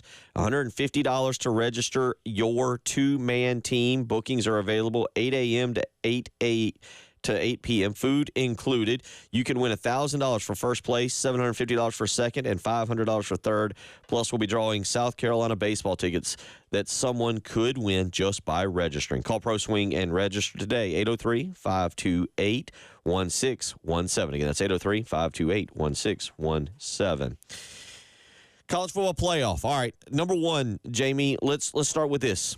This is dragged out. We're used to this thing being done by now. Normally, I think we're probably playing the championship game about tonight. This would be the very end based on the last several years. Are you exhausted by it? Are you liking this? In our first year of dragging out a playoff that started prior to Christmas, where do you stand? Just like, are you like, man, I'm going to watch. It's my job. I got one more game, but I've kind of had my fill. Where do you stand? Or are you like, I love this. I love all of this. More. I need more. Where do you stand? 100% love it. 100%. I mean, never sick of college football. It's always nice to get a break from all the travel and things like that, as we all well know. But no, I love it. I love the playoff. I hope they go to 16 and have 8 home games in the first round. I thought that was a magical moment for the sport, and I hope that they get there sooner than later. I don't feel like it's been personally drug out, really. Like you just said, generally we float through bowl season, and then all of a sudden there's a national championship tonight, or maybe, I guess it would be tonight generally. So, I think this has been great. I just wish that they would maybe start it a little bit earlier so teams aren't off for like 3 weeks before they play again, or 4 weeks, or whatever it is. And go to the 16 seeds and reseed it and get the top 8 at home. How do you feel after the weekend? So I feel like Preston and I were both kind of on the opposite side of it. It's not that we hate it. It's not that we're. It's just it feels like a lot, and I don't know if the truth is, and this is going to sound awful because I know some of you get mad with this. I don't know if not having an SEC team in it affects me. I don't know if not having, say, like a Clemson in it where there's at least some kind of rooting interest, even if I'm rooting against them, is in it. I don't know if it's the teams that are in it where I'm like, oh, boy, Notre Dame, don't like them. Penn State, can't like them. Ohio State, not a big fan there. Texas, kind of indifferent. I don't know what it was. Preston, were you thoroughly invested on Friday night? I watched both games, and I was on the opposite side of Jamie. I was like, okay, I think I'm good. The season was awesome. One of my favorite college football seasons in a really long time. Awesome season. I think maybe Jamie hitting at that point, like, if we could have just kept the momentum going, I think the 3-week break for me, I was rusty in my fandom maybe, so I had to get that back going. The early games were kind of duds, and so that kept me going down that road. But towards the end, these last couple of games have been phenomenal. Mainly that Notre Dame-Georgia game was tremendous. Right. If that would have been the national championship, I don't think anybody would have had a problem with that. Wait a minute, you meant Notre Dame-Penn State game? Notre Dame-Penn State, I'm sorry. That was a phenomenal game. And so the games as can happen in the tournament, seems like they've ramped up towards the end. There was a little bit of a lull, but they've ramped up towards the end. And I mean, I'm here. I want to see the finale. I have to see the end of this thing now. Yeah, hey, let me give you. This playoff season is the exact same length as the NFL. Okay, it started on December the 21st. It's ending on January the 20th. The NFL started this weekend on, I guess that was the 11th, and they end on February 14th. But the difference is the NFL goes from the end of the season into the postseason, and college football's playoff ended on November the 30th. You had some conference championship games the following week, and then we still had to wait 2 weeks to watch the first round games, and those weren't even the top 4 seeds. So I think if they could get that adjusted, I think that people would like those who feel the way that you do, and I think that would kind of clean a lot of that up. Makes sense. So nobody's upset with the NFL playoff, right? Like we've done this for how long? Like they've added games. Everybody enjoys the NFL playoff system. All right. So because here's the thing with the NFL playoff, and this is where we are conditioned because we've had 4 teams, because for the longest time we'd had 2 teams, that typically the best 2 teams from the regular season are in the national championship game. If you've got a fluky loss at home at noon to a questionable Michigan team, you're not allowed in. Sorry, you lost that game. Ohio State's probably talent-wise, Ohio State is one of the top 2 teams in the country. Hands down, no questions asked. Probably one of the top 2 teams in the country regardless. But they had a loss that we are conditioned to believe eliminates you from the college football playoff. Here they are in it. Has this playoff, because this is, I think, going to be the big question when we look back to it. Notre Dame has lost to Northern Illinois. That it's one loss, but in the past, you're gone. I'm sorry. You lost to a non-Power 4 team at home. You're out. Has the regular season become not completely, but semi-irrelevant now to bad losses? Preston? Ooh, that's a good question. No, I don't think so. I don't think so because there was still that pressure towards the end of the season and in each game.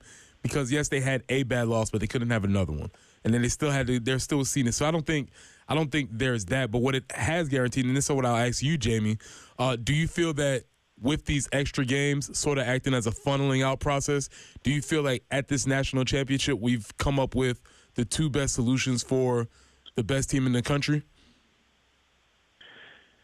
Yeah, I definitely think we have one of the best teams in the country. So I think, like to your point, I think we got there for sure, and that was the point of this process of changing this is trying to correct that. So now the question is Notre Dame the other? I'm not going to sit here and say that they're not, okay, because the people I work with, who y'all know quite well, just for whatever reason, cannot get off of the Northern Illinois loss, and it was a terrible loss the second week of the season, and I understand that. But I've watched Notre Dame play plenty this year, and that loss certainly was not indicative of what type of football team they have. They didn't play the most difficult schedule on the planet. Part of that's their fault. Part of it's the fault of the others. I mean, they did have Florida State and Southern Cal and teams like that schedule. It's not their fault. They sucked.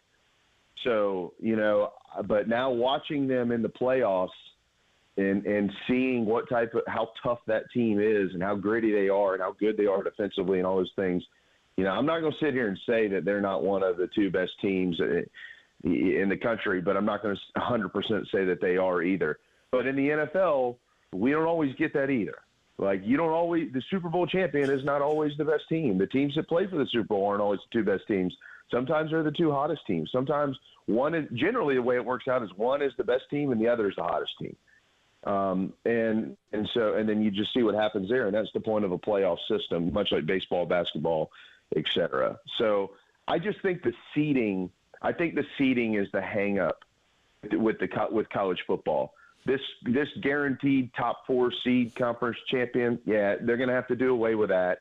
And everybody needs to play in the first round. And they just their reward needs to be a home game, and those need to be the top 8 seeds. They need to go to 16, stop there, preserve bowl season for everybody else, and then move along. When we come back, we'll get your thoughts. We will not be, go ahead and mark your calendar, Jamie. We will not be on air next Monday. We're taking Martin Luther King Jr. Day off, and so we will not do this. So I'll get your take on this. I'm also we're going to ask you about Mitch Jeter, and I'm going to ask you if they got if which game you prefer, because I think I know what game we would have received after the conference championship games. It's definitely Oregon, and it's either Georgia. Maybe Notre Dame, I'm not sure, but I'm going to ask you what game you would have preferred. You and Preston, and we'll ask you how you felt about Mitch Jeter banging home the field goal last Thursday night. You're listening to The Early Game.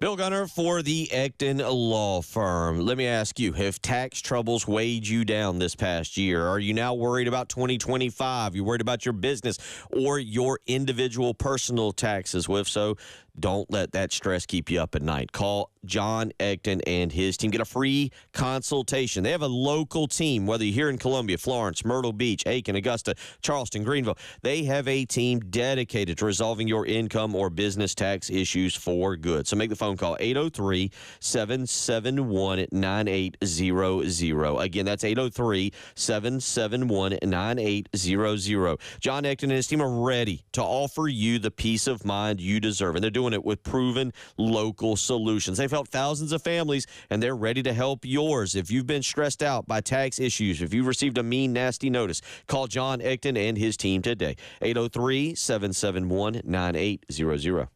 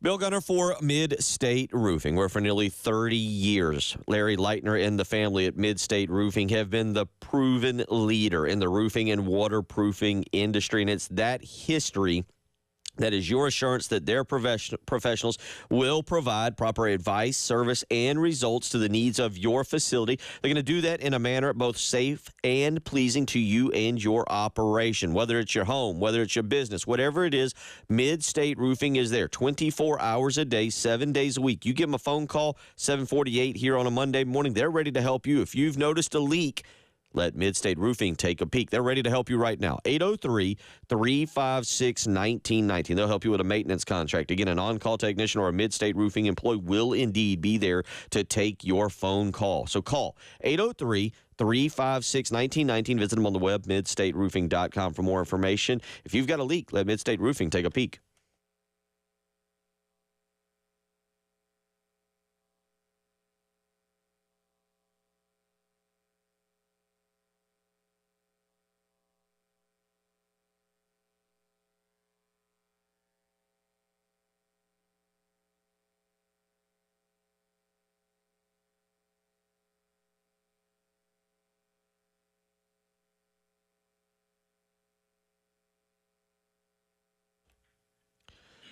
Wrapping up hour number 2 here on a Monday morning, joined as always by Jamie Bradford, and we'll get his take here right now on the college football playoff, as we will not be on air next Monday morning, taking Martin Luther King Jr. Day off. So, Jamie, let me start you with this, and Preston, I'll ask you this too. Which game would have you preferred to see for the national championship? I think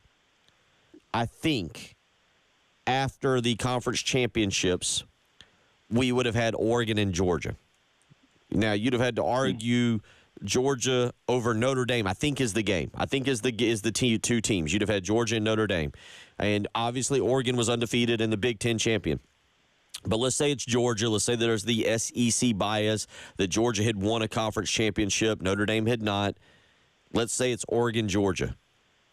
Preston, would you rather see Oregon and Georgia? And your judgment's a little clouded now because you saw Oregon get just shoved around by Ohio State, and we saw Georgia look completely irrelevant against Notre Dame. But going back to your mindset of what you saw in the conference championship games, Gunnar Stockton coming in for Carson Beck, what Oregon did to Penn State in that game, you prefer Oregon, Georgia in your national championship game or Notre Dame, Ohio State? Give me this one. Give me the current one that we have. I think after seeing this. Now, at the time. That's what I'm asking. At the time, no, because I was off Ohio State. They lost their last game to Michigan. So at the time, no. I wouldn't have been on that. But with them seemingly flipping a switch, after the first game, I was like, oh, yeah, that's the Ohio State we've been looking for all year. So, yeah, I'll take it. But at the time, probably not, because they had lost that game to Michigan. Oregon and Georgia both. I'm fairly certain. Obviously, we'll never know for sure, but I'm fairly certain it would have been Oregon, Georgia in that national championship game. Jamie, are you with Preston? At that time, you'd seen Oregon go undefeated. You'd see Georgia with losses to Alabama and to Mississippi, both on the road. Would have you gone with that as your national championship game, or would you be more in favor of what we've got here with Notre Dame, Ohio State? No, I'm more in favor with where we are now. Okay. Ohio State is certainly the most talented team in the country, and Notre Dame. Again, after seeing this, Notre Dame is maybe the best coach team in the country, to be quite frank. But they deserve to be there. And I also think, too, like, obviously I'm an SEC guy, and I will defend this league.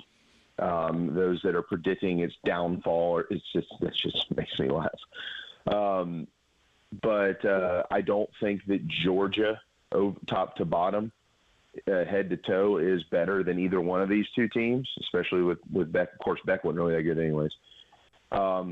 And Oregon, same thing. Ohio State lost by 1. I mean, the Michigan loss counts, obviously. They lost by 1 out in Eugene and then beat the crap out of them when the time mattered. That game was a debacle for Oregon.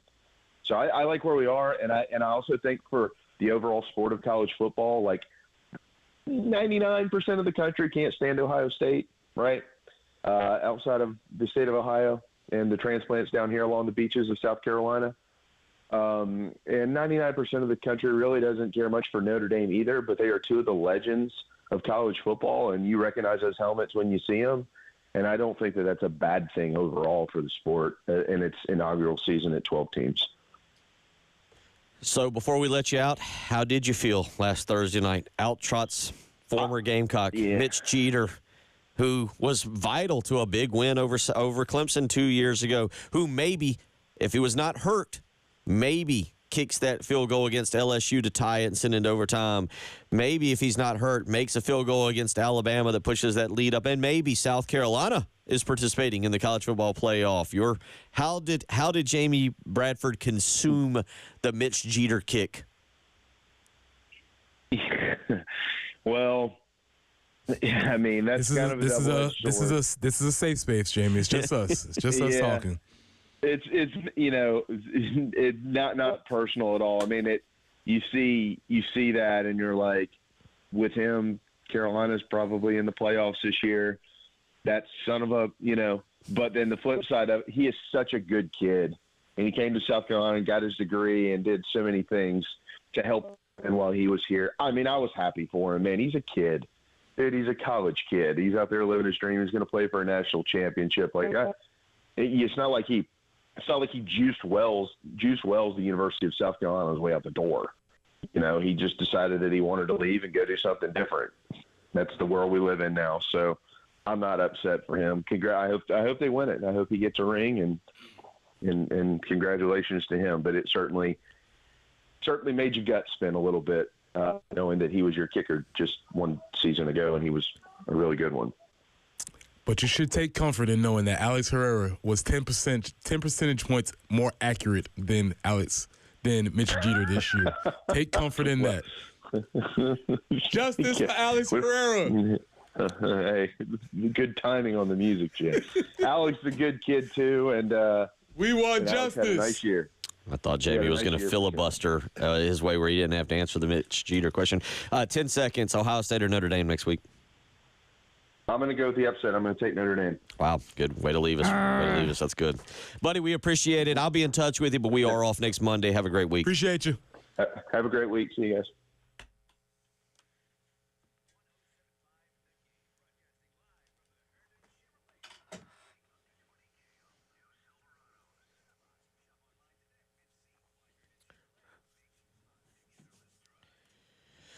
Bill got it for Mid-State Roofing. From high-rises to hospitals, manufacturing to industrial, Mid-State Roofing designs and installs bonded systems with a protective guarantee that'll keep your operation, home or business, dry and running long into the future. They do this 24 hours a day, 7 days a week, and you know what?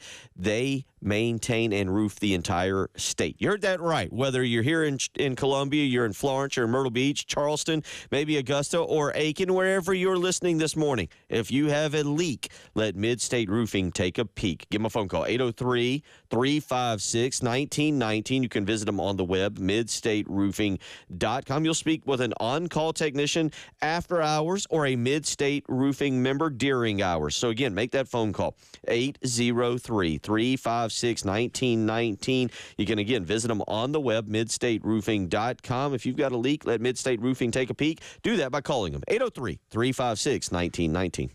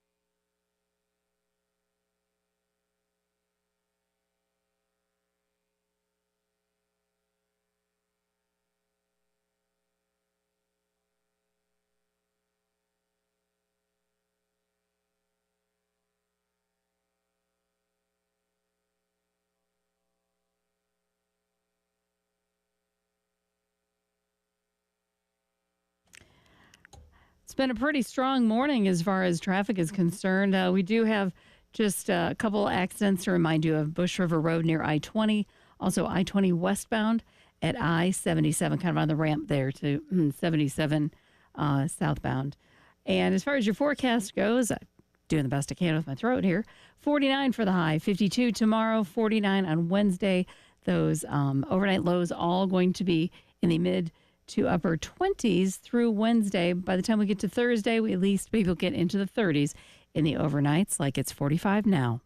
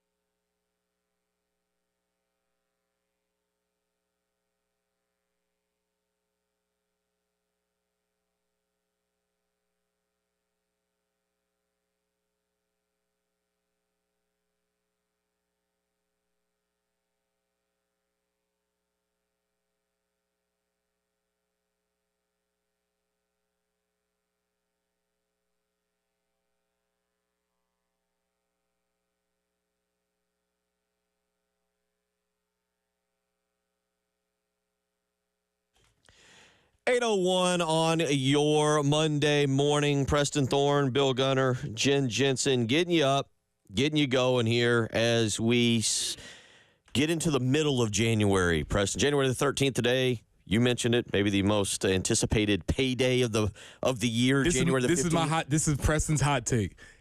January 15th paycheck, most important one of the year. You've done major damage over Christmas. You probably overspent. Maybe your company has that weird, funky thing where they give you the January 1st check early, and you think you have more money than you actually have, and then this is a big one. Big one. This is the biggest check of the year. Biggest check of the year. Yeah, for sure. That is a definite. That's my hot take. Definite hot take there from Preston Thorne as we already here, middle of January. We're now almost 2 weeks removed from New Year's Day and welcoming in 2025, and we'll get you through this week, get you to another week of NFL football. Matchups already set for NFL playoffs next week. Saturday at 4:30, Houston and Kansas City. Give me a ooh or a what do you got? I just need to know. Ooh. Ooh. Okay. Washington at Detroit, 8 p.m. Fox next Saturday night. Ooh. We'll get the winner of tonight's game. Tonight's game, Vikings-Rams at Philadelphia next Sunday, 3 o'clock. Skol. And now you know who Preston is pulling for. We'll get into that a little bit more. And next Sunday evening, 6:30, so late start, Baltimore at Buffalo. Yeah, I'm with you on that. Woof. Can't wait for that one. Buffalo already set as a 1-point favorite on that. We'll talk a little more NFL playoffs this hour as well as 4. It's going to be 5 of the 6 games have taken place. Again, you heard me mention that. They got Preston Thorne all excited tonight. The game has been moved to Glendale. It is the Rams and the Vikings. All the wrong reasons that it's moved to Glendale. I do feel, and thoughts and prayers with everybody in Los Angeles with these wildfires. But, Preston, I'm trying to find the right way to juxtapose what I'm going to say against what is the tragedy that is occurring in Los Angeles. But I think this is fair. I think it was wildly unfair for the Vikings to be, 14-3, I think is their official record. Mm-hmm. If we were doing a college football playoff-esque style ranking, and to have to go on the road to play what is quite frankly an average Rams team. That was a technicality, and the NFL has to figure that out, whether it's reseeding or something along those lines. Best record, I don't know what they need to do, but that wasn't in the spirit of competition, that wasn't right. So obviously you do not want to move it for the reasons that it's moved. Yeah.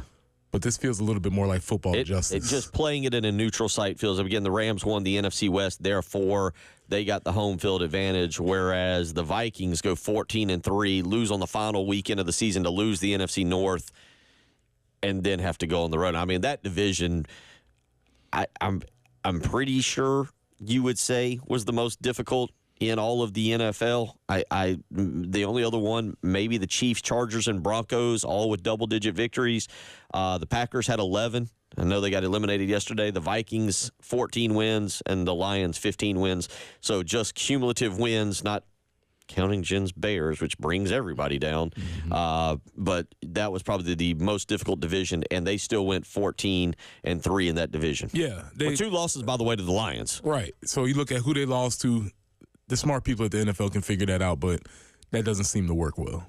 803-404-6100. Let's do a little bit of a Gamecock whip around. We've been talking men's and women's basketball. Let's give you all the other events from the weekend. Let's get a little sandstorm going.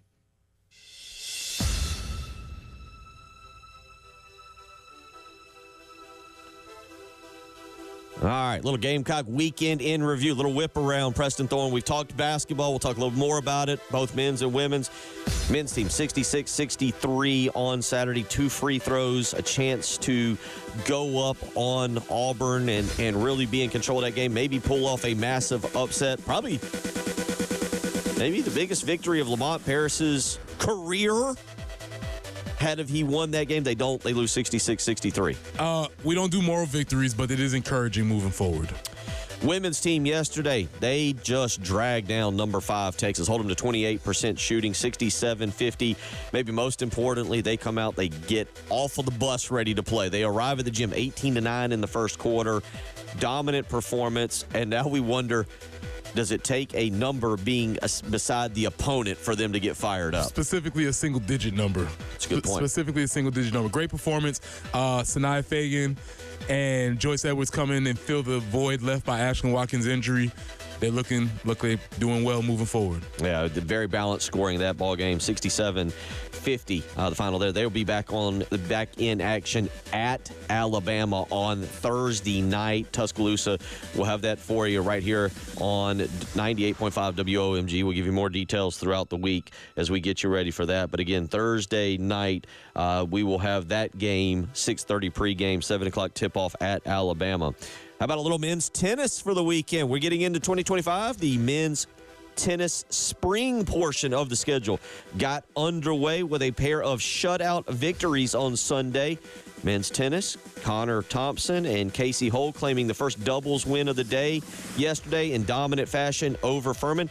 Men's tennis team would go on to win 7-0 over Furman and 7-0 over Citadel. They're ranked 15th in the country right now. Shout out to them. I hope, I don't know what their weather gear situation was like or if they were playing indoors or outdoors, but it seems like a rough situation to play tennis in.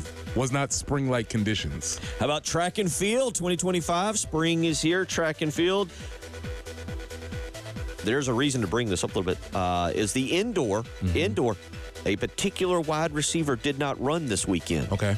But the South Carolina track and field team flexing its muscles in the home opener on Saturday, winning a combined 12 events with 8 combined NCAA top 25 marks and 5 new program. I'm reading off of the release we get. I don't know what I'm reading. I'm just reading it to let you know that men's track and field did really well. But what did I read? 8 combined NCAA top 25 marks and 5 new program top 10 identifiers. In addition, both again the men's and the women's, the 2 squads combined for 20 new personal best marks in the home opening meet. Nice. Very good. It seems like, I believe in indoors they run that 60, and that wall seems very close when they're running very fast. All very good results. So the men's track and field team off to a great start. They'll be back in action this coming weekend. The Gamecocks will run in the Corky Classic in Lubbock, Texas. It's a 2-day meet that'll begin Friday, hosted by Texas A&M. How about a little bit of swimming and diving, Preston Thorne? Okay. Well, guess what? We lost to Auburn in basketball. But the Gamecock women upset the number 19 Auburn team, first time in program history. The women's swimming and diving program end Auburn's 9-0 all-time win streak against the Gamecocks in dual meets. They did this Saturday afternoon. I'm again reading straight off the press release. We're just giving love everywhere. But they defeated the Tigers 152.5 to 147.5. Ooh, 0.5s. I need to figure out how you can do that. Swim meets, very fun in person. That was the women's side of it. The men fell 85 to 215 to the Tigers, to the Auburn, after earning 13 podium finishes, 2 of which were first place finishes from Connor Fry and Linus Call, I believe is how you say his name. So congratulations there to the women's swimming and diving team from the weekend. There's a little bit of a look around. And again, 32 days, Preston Thorne, until Paul Maneri takes to the baseball diamond to get his team ready to go. Also, in terms of Ashley Chastain and the softball program, they get set to take on Virginia Thursday, February the 6th in the Gamecock Invitational, as they will get going with their season as well. A lot of Gamecock sports getting cranked up, as we mentioned it, January the 13th, middle of the month. So you got swimming and diving, track and field, softball. You got baseball around the corner. We got men's and women's basketball taking place. We'll have a little bit of the spring soccer season for Tony Annan's team. We'll try to catch up with him in a few weeks. So a lot going on. Want to keep you updated on all South Carolina athletics as we head into the spring of 2025. When we come back, thorns, buds, roses. You mentioned it. It was a wild weekend of sports, and I'm sure you've got plenty to tell us about what bothered you, what piqued your interest, and who needs some roses. We'll do all that with Preston Thorne when we come back. You're listening to The Early Game.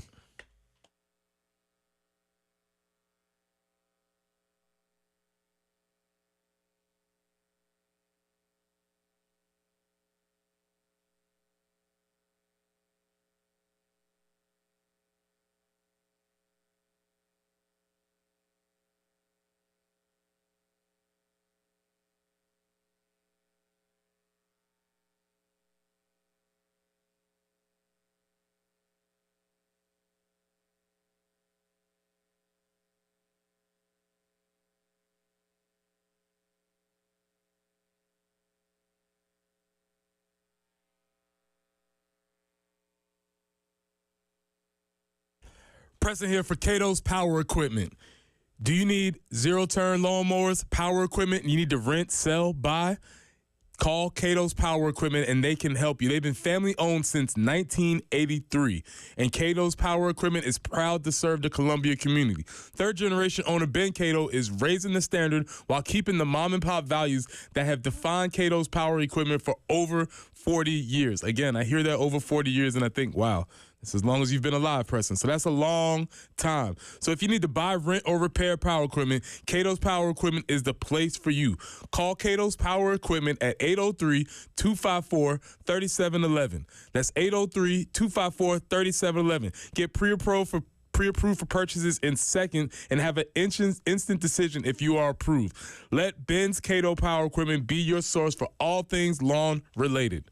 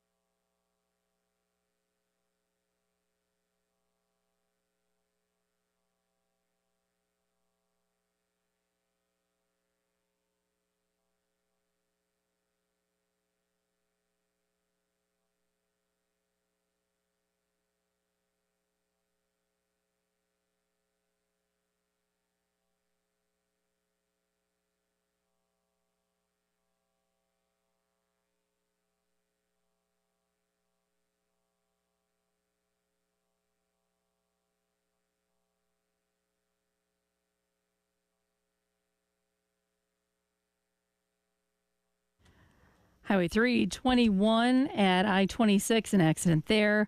Also in Lexington, Old Cherokee at Old Chapin. I-77 southbound at Forest Drive, exit 12. I-20 westbound there on the ramp to 77 southbound. There is a report of an accident there. And one more to let you know about. That's Bush River Road near I-20. 49 for the high today, 52 tomorrow, 49 on Wednesday. We stay in the mid-50s for the remainder of the week. But these mornings are when we're going to have to bundle up because we're going to be in the 20s for the next couple days before we get into the 30s for our overnight lows. By Saturday, maybe some rain coming in, but we actually get highs in the 40s. But right now, it's kind of tight right now, kind of holding steady. 37 at 107.5. The Game.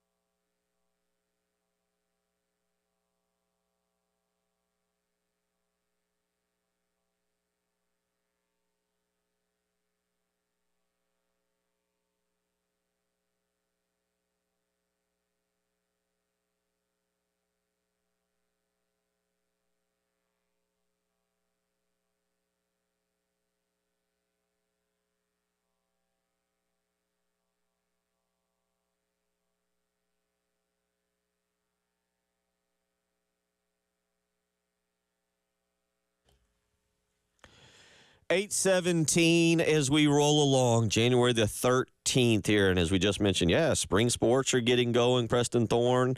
I was at some high school basketball game on Saturday. I know we got more high school sports coming up.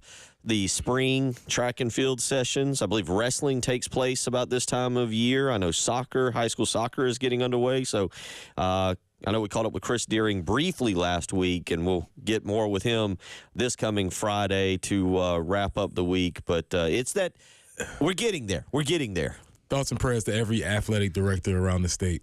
Spring is a monster. Spring sports is very tough. I saw our buddy Dustin Curtis on Saturday out at Lexington High School. Spring is ridiculous, man. So, that's when ADs earn their money for real. It's tough. All over. So much stuff happening. Yeah, you got, again, baseball getting going. And as we mentioned, 32 days away from first pitch for Paul Maneri. We'll circle back to that. It was brought up to me, and we didn't get to with Jamie Bradford. Ray Tanner's still around the athletic department. And once a coach, always a coach, right? And can't you just see Ray finding his way to baseball practices, and he and Paul Maneri being like, I'm joking partially, but if you're a South Carolina fan, this idea starts rattling around. Paul Maneri and Ray Tanner working together to formulate this baseball program. Like Ray Tanner being like, Paul, I kind of like that. I kind of like this. I kind of like that. Yeah, I don't know if Ray will do that much, but I do know he's not directly responsible for any other sports right now, or any sports. Exactly. So he'll probably wander over to his field a little bit more frequently. But here's the thing with it. I want you to think about this for a second. We're going to get to Thorns, Buds, and Roses. Paul, they're the same age. This isn't like, the young guy being like, okay, thanks for your input, Grandpa. Like, these are two guys who think alike, who've coached, that Ray Tanner reached out and was like, hey, Paul, who do you think I ought to hire? And Paul, it sounds like, went, me. I'm available. Like, you're talking about two guys who are basically on the same wavelength. And all of a sudden, because you can see Paul being like, "Hey Ray, what do you think here? What would you do here?" And that doesn't mean Paul Maneri is going to take it and Ray Tanner's running, but you can see those two kind of working together to, hey, I like that plan. I like that trade. Now, baseball, I feel like maybe more than any other, the in-game coaching is where it's more important. Basketball, you can draw up a play here or there. Football, you can make a change here or there. Baseball, though, whether you're going to intentionally walk somebody, whether you're going to make a pitching change, whether you're going to have a guy steal second or third. Every pitch. Bunt, every pitch is strategically placed. So, there's a lot of more strategy, I think, that's happening. So, it's just a thought. I don't know if Ray Tanner, I'm sure Ray would give us the politically correct, it's his team, I'm backing away, I'm not doing anything. But I wouldn't be shocked if you see old Ray Tanner or hear about Ray Tanner hanging out in the dugout during practices, just kind of observing, being around it. Because, again, once a baseball coach, that smell of the grass, just that feeling. He just hit a fungo or two, you know. He loved it. At 66, I think Ray's 66. I want to say that's right. But at that age, I would think also, does Ray Tanner want to get back out there? He'll be 67 in March. Hey, Coach Maneri, I'm here to throw BP if you need me.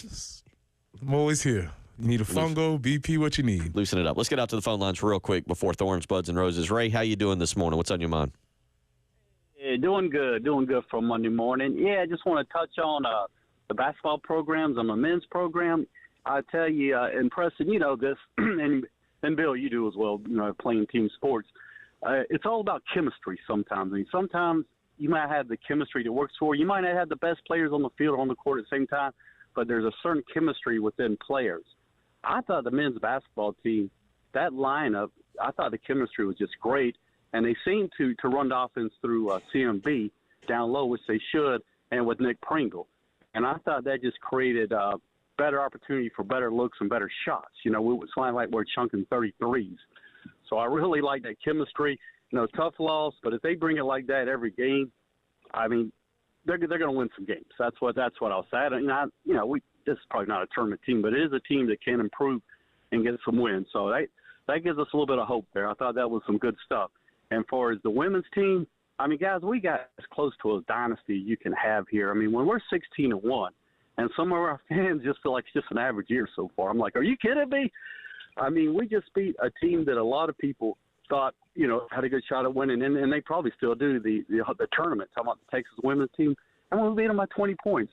And we're winning these games, you know, we're winning them, you know, at a good rate. And I think we're a dangerous team. You know, you take a team coached by Dom Staley, and they got a chip on their shoulders, and I think we're playing with a chip on our shoulders.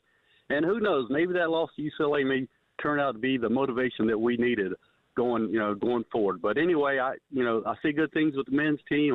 That was great improvement. You're right, there's no moral victories, but I think we found chemistry. And Bill, what was the freshman's name that scored 13 points? And what high school did he go to? And I'll take that on the other side. Thanks a lot, guys. Arden Conyers, redshirt freshman from Westwood High School right here in town, 6'7". Got to get better on defense. Be interesting now. Look, this is the part of the year where the scouting reports get out there, and people are going to know, okay, Arden Conyers not afraid to shoot and can shoot. Good shooter. How do they handle him? What do you see this week from Vanderbilt and Oklahoma? Because it looks like Arden Conyers playing 30 minutes on Saturday could be more of the rotation. We'll get into this. We'll talk more basketball as we go through the week. Cam Scott, no minutes on Saturday. So it is something, not in a bad way, like, oh, my goodness, what's going to happen? But it is something to monitor. 803-404-6100 if you want to text in this morning. All right, little Thorns, Buds, and Roses. Preston has thoughts. Let's hear them. For Thorns, Buds, and Roses with Preston Thorn on the early game. 107.5 The Game. All right, Bill. Sports happening all the time, everywhere, every day since Thursday. College football, pro football, women's basketball, men's basketball, golf. It's all happening. And you know what? Amongst all of that football was happening, you know what you don't see? Offensive penalties. They don't call them, Bill. They don't call them, and I'm tired of it. It's an ick. It's something that bothers me. It's something that gets on my nerves. You quarterbacks get to run and do whatever you want. I see this highlight over and over. Baker Mayfield's running over people now.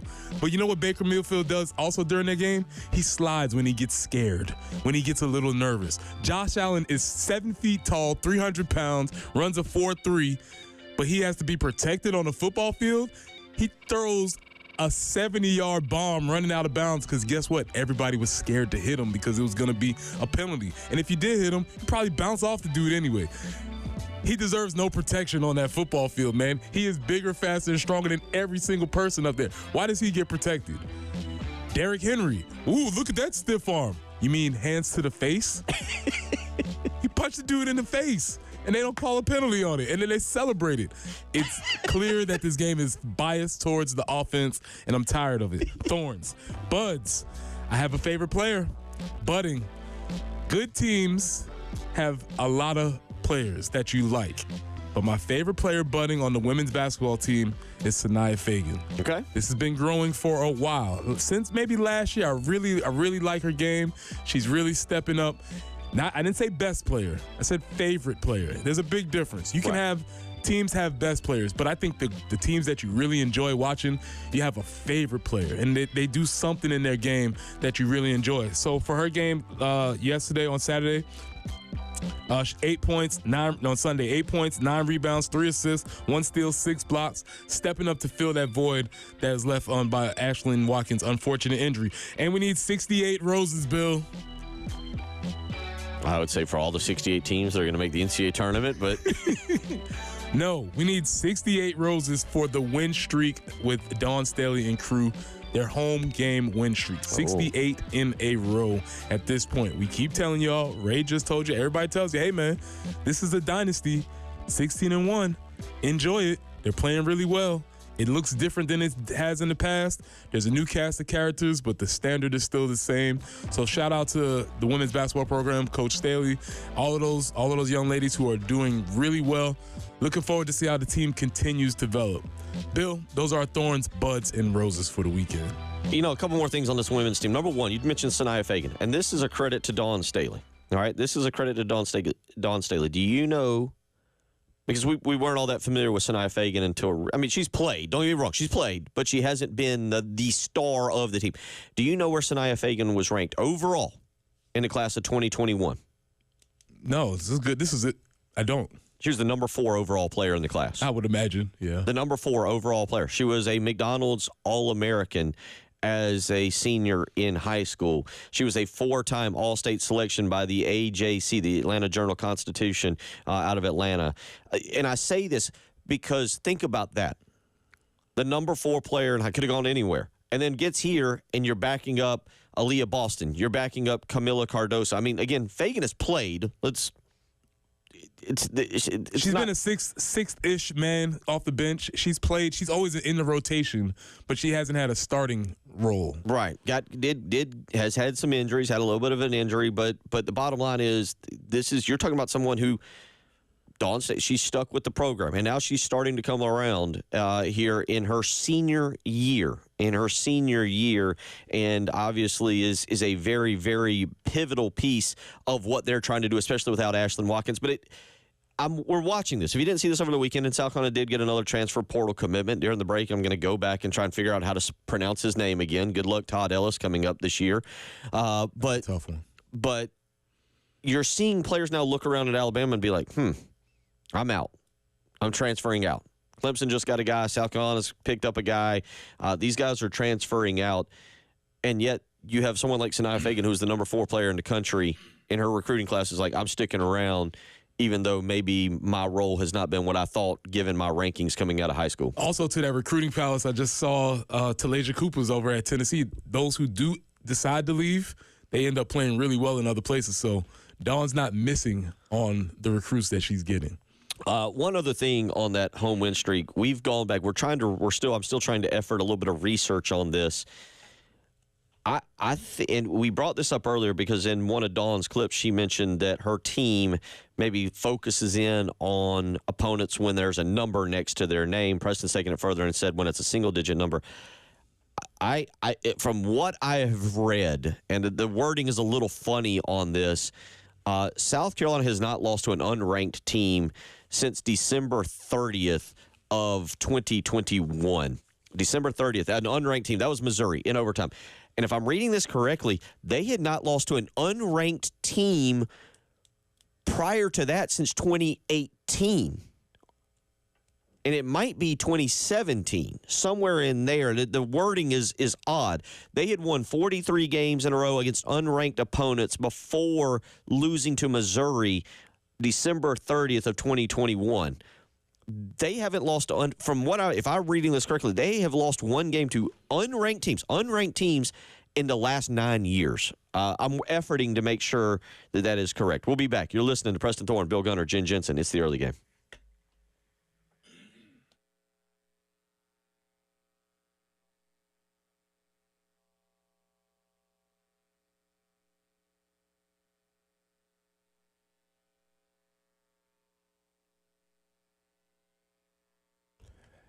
New year, old joint pain. Don't let it happen. Come into the new year with the folks from QC Kinetics and make the decision to get moving again. QC Kinetics is the nation's leader in regenerative medicine and joint preservation. Yes, you can revitalize your joints with advanced orthobiologic treatments at QC Kinetics. This means no steroids, no drugs, no surgery. The future of medicine is using natural solutions like PRP to attack your pain from arthritis. So if you want to learn more about how you can refresh your joints and get lasting relief with these amazing treatments, call QC Kinetics for a free consultation. Deal with joint pain now so you can make the most of the new year. Call QC Kinetics at 803-281-6860. That's 803-281-6860. Again, QC Kinetics at 803-281-6860.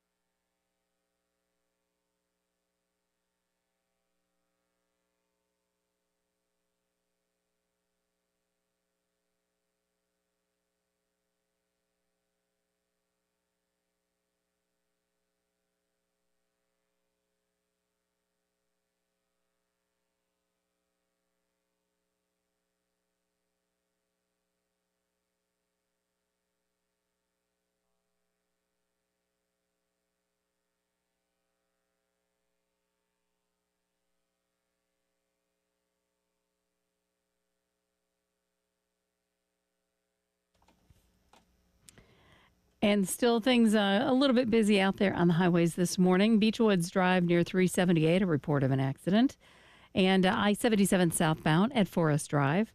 321 at I-26. And in Lexington, Old Cherokee Road at Old Chapin. 37 now. 49 is what we're going to be getting up to today. 28, the overnight low. 52 tomorrow, overnight low of 27.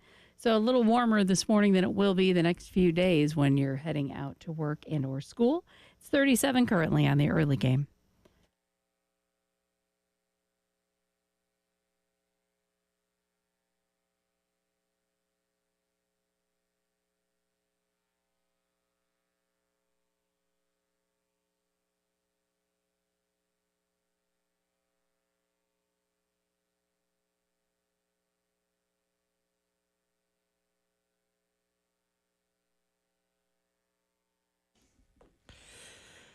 Busy week, and we'll keep you updated on it as we got a lot going on. Wednesday, we've got the South Carolina Vanderbilt basketball game. You can hear it right here, 107.5 The Game, 100.3 The Game in Myrtle Beach. Pre-game for that will start at 5:30. It'll be an early tip-off. Game is, again, in Nashville. Not sure why they're doing a 5 a.m. Think about that, Preston, a 5 a.m. local tip-off for Vanderbilt on Wednesday. 6 o'clock tip-off Eastern time. I've confirmed that with multiple different sites to make sure I'm not crazy. Don't quite understand, but we will have that for you. So locally, our time, the game will be at 6 o'clock, and we'll have the pregame for you at 5:30. Thursday night, we will have Carolina Calls with Lamont Paris on 107.5 The Game here in Columbia, 100.3 The Game in Myrtle Beach. And Thursday night, also, we will have the women's game. They are on the road at Alabama. Pre-game for that will start at 6:30, and you'll be able to hear that on 98.5 WOMG. Again, that'll be on Thursday. You can hear the women's game, 98.5 WOMG. And Friday, we will be broadcasting all day long from Pro Swing, getting a little bit of our golf on, 6 a.m. to 6 p.m. at Pro Swing, 4708 Forest Drive in Columbia. We've been out there before, Preston. Had a good time. Watched a little bit of the Sony Open yesterday. Golf season really starting to kick off now and get going, so we'll get into that as well. So, again, a busy week, and we'll keep you updated on everything going on. I'll tell you what, let's get out to the phone lines real quick. Ty wants to weigh in on women's basketball. Ty, how you doing this morning? What's on your mind? Hey, guys. How you doing today? Doing good. I just wanted to weigh in on a couple of points that y'all brought up that don't get emphasized enough. First point, Don has created a real community amongst these young ladies. I know I took my two daughters to the Ashton Watkins camp, and they had like a Q&A at the end, and Finnegan was there, a couple other players, and somebody asked her directly about why, what, did anybody ever think about transfer? Bree said she thought about it, but she said she couldn't see herself nowhere other than here. But Fake said, yeah, she thought about it as well, hard, but she felt like it was no other better place to help to get her to where she needed to be and where she needed to be as a player. So when you had the thing about leadership, people can lead people, but people that can lead superstars or people with high egos, that's amazing. That's something that famously Phil Jackson got known for, but I don't think Don gets that much credit for building this kind of family and being able to manage egos and keeping them humble enough to see the team over themselves. So that's one point, and I'm glad y'all brought it up. And also, Fagan, I went to the game, and I was watching to see how they handled Texas. Texas was got two interior guards. Number 00, she was giving them everything she had. Now, she had 16-10, but they was tough. They were fighting, pushing off position when they off ball. So they're tough. And I think she's got like a game, and I asked Preston what he think about it, more like Rasheed Wallace, can step away, shoot, can also battle down low, but never was known for being the most powerful in any of the positions as far as scoring the defense, but good at everything. I think she kind of fits that kind of mold. But, I mean, I think Don's is just amazing how she'd be able to handle this team and the egos. So that's all I had to say. Appreciate it. Appreciate the phone call, Talk. Funny coaching anecdote. I was at the game on Thursday when they played Texas A&M when Sinai hit that three-pointer and the bench erupted. Everybody except Dawn. Oh, dear. she was like, okay. Nice. Yeah. Hey, that's what I'm expecting from you all the time. This is a celebration. Yeah, she was like, it was just like, I don't know if that's I don't know if that's you, but the bench went crazy, and you just could see the support for them of her hitting that shot. But Coach was not very impressed with her top of the key 3-pointer that she banged it, but I know that's the game. But yeah, being compared to Sheed is a huge compliment.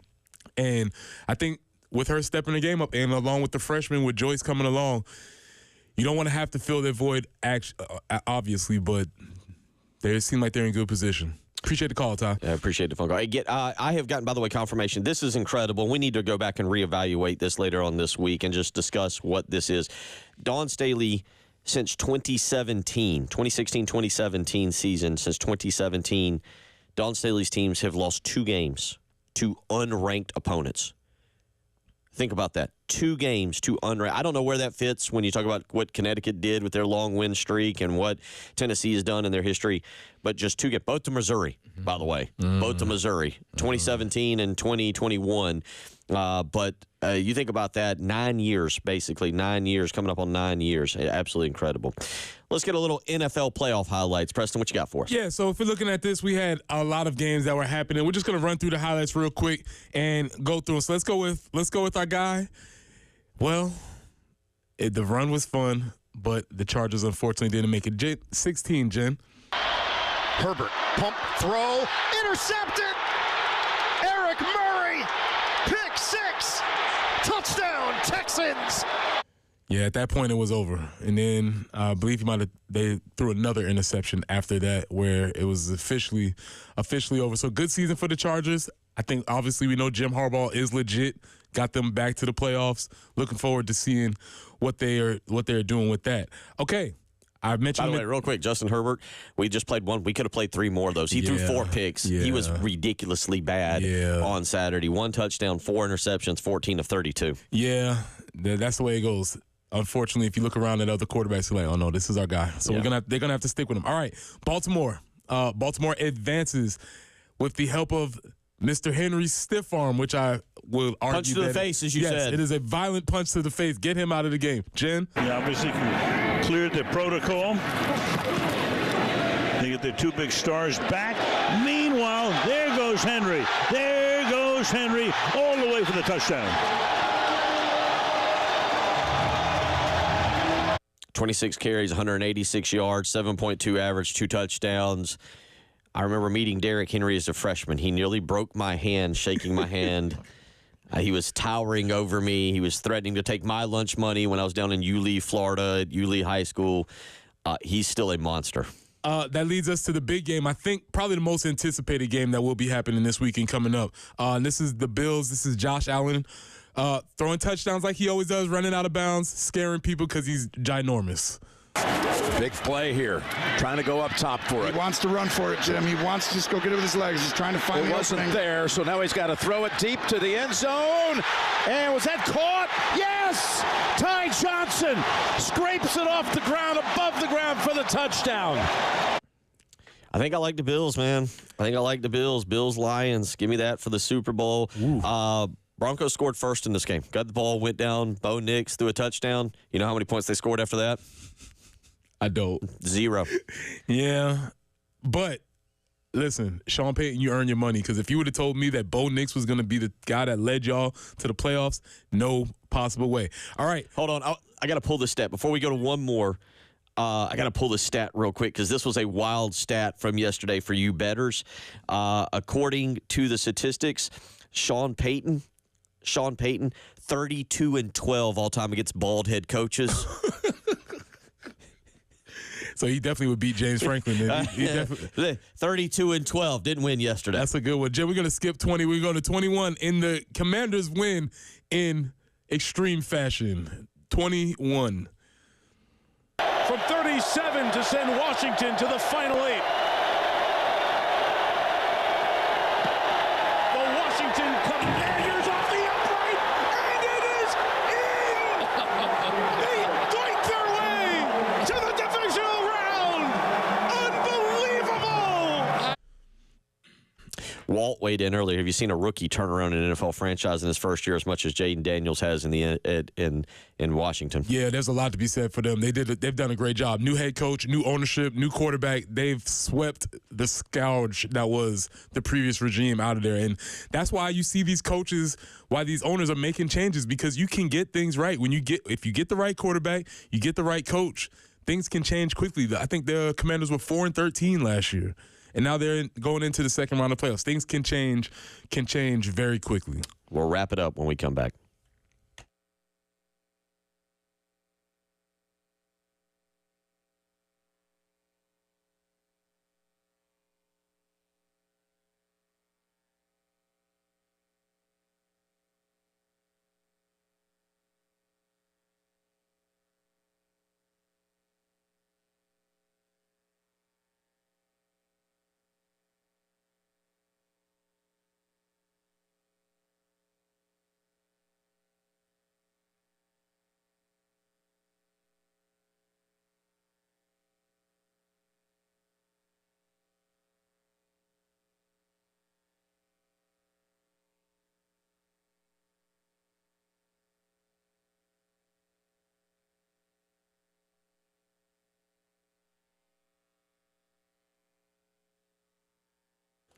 Bill Gunner for Zero Risk Carpet and Air Duct Cleaning. Let me tell you, the new year is past, and you have cleaned your home. You've gotten the Christmas tree out. You've cleaned all these Christmas ornaments and Christmas decorations out. But have you forgotten about your carpets? Well, call Zero Risk Carpet and Air Duct Cleaning today to handle the job for you. With Zeros, you can enjoy soft carpets that are free from harmful chemicals and residues. Zero Risk Carpet Cleaning is running their biggest sale of the year, and you need to call today and mention me, Bill Gunner, at 107.5 The Game, to get a free staircase with 3 rooms cleaned for just $129. You've heard that right, a free staircase to go along with 3 rooms of carpet clean for just $129. 803-262-4020. That's how you can schedule. You can schedule by calling, or you can schedule online, ZeroRiskColumbia.com. Zero Risk, spell it backwards and forwards, is the right way to clean.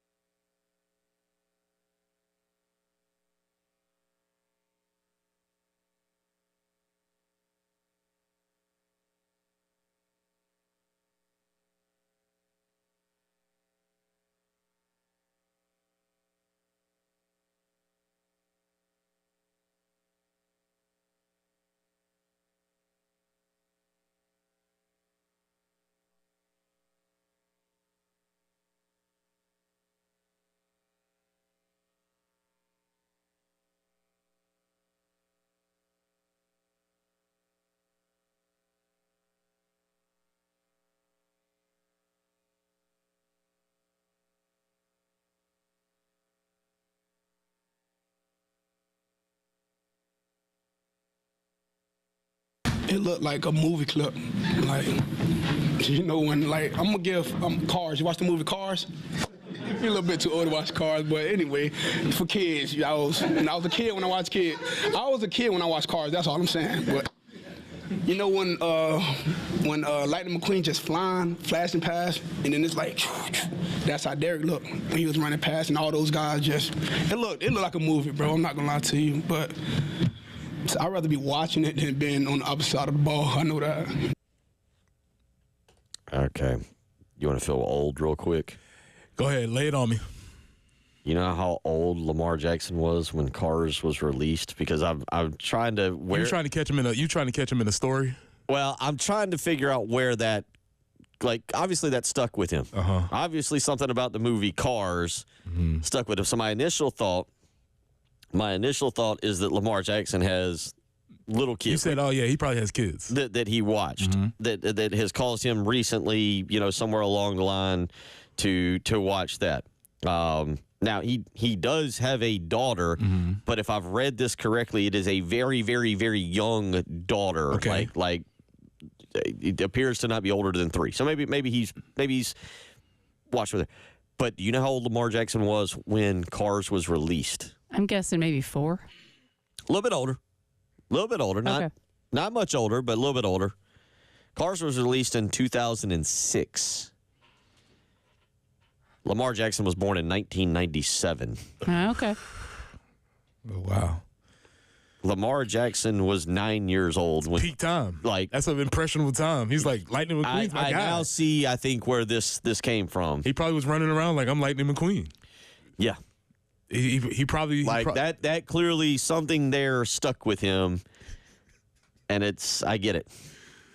He said he watched it when he was a kid. He tried to clean it up. However, this is why this man is the GOAT, because this brought me to this clip from world-renowned blowhard, gas bag specialist.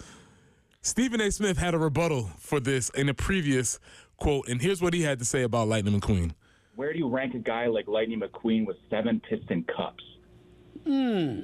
I would tell you he wouldn't be the GOAT. How are you going to be the GOAT? Because you're talking about the movie Cars, right? You're talking about the movie Cars, right? I mean, when you talk about Strip the King Weathers and Lightning McQueen, they're both tied with 7 Piston Cups. Strip Weathers, you forgot about him? How can you be the GOAT if you got somebody that's tied with you? You got somebody that's tied with you? Sorry, that ain't gonna work. Well, I know you tried to catch me with that. You didn't think I knew that about that. You didn't think I knew about Cars, did you? Strip Weathers has 7 Piston Cups. You should have brought me somebody that didn't have as many Piston Cups. My point is, if you're gonna argue with me about something, how about it not be an animated movie like Cars? How about it be something like Fast and Furious? I would have appreciated the question better.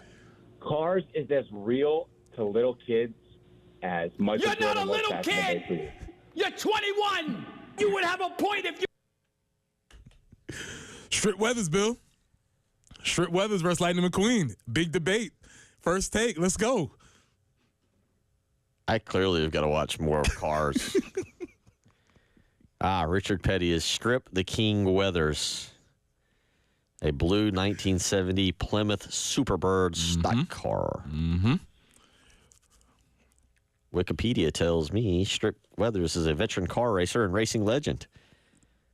Apparently 7-time Piston Cup champion also. As well as being he was a fictionalized version of Richard Petty. He's one of the racers in the Dynaco 400 three-way tie, along with Chick Hicks and Lightning McQueen. Yeah, Cars.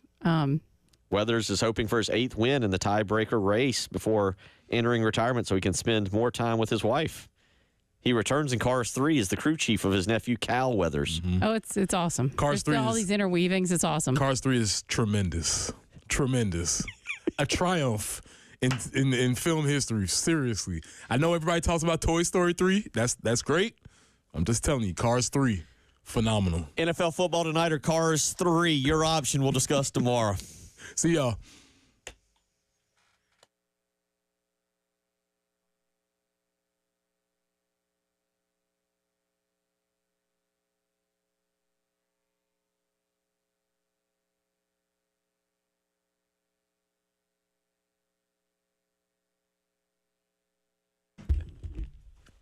Pressing for our good folks at QC Kinetics. Listen, are you going to go into a new year with the same old pains, the pain in your hips, pain in your knees, pain in your back? Get moving again in 2025 with help from QC Kinetics. QC Kinetics is the nation's leader in regenerative medicine and joint preservation. No steroids, no drugs, no surgery, no downtime. This is the future of medicine, and you use natural solutions like PRP to attack pain from your arthritis. Tens of thousands of people with pain have discovered that these cellular treatments are living life again without constant pain in their joints. So call QC Kinetics for a free consultation. Deal with pain now so you can make the most of the new year. Call QC Kinetics at 803-281-6860. That's 803-281-6860.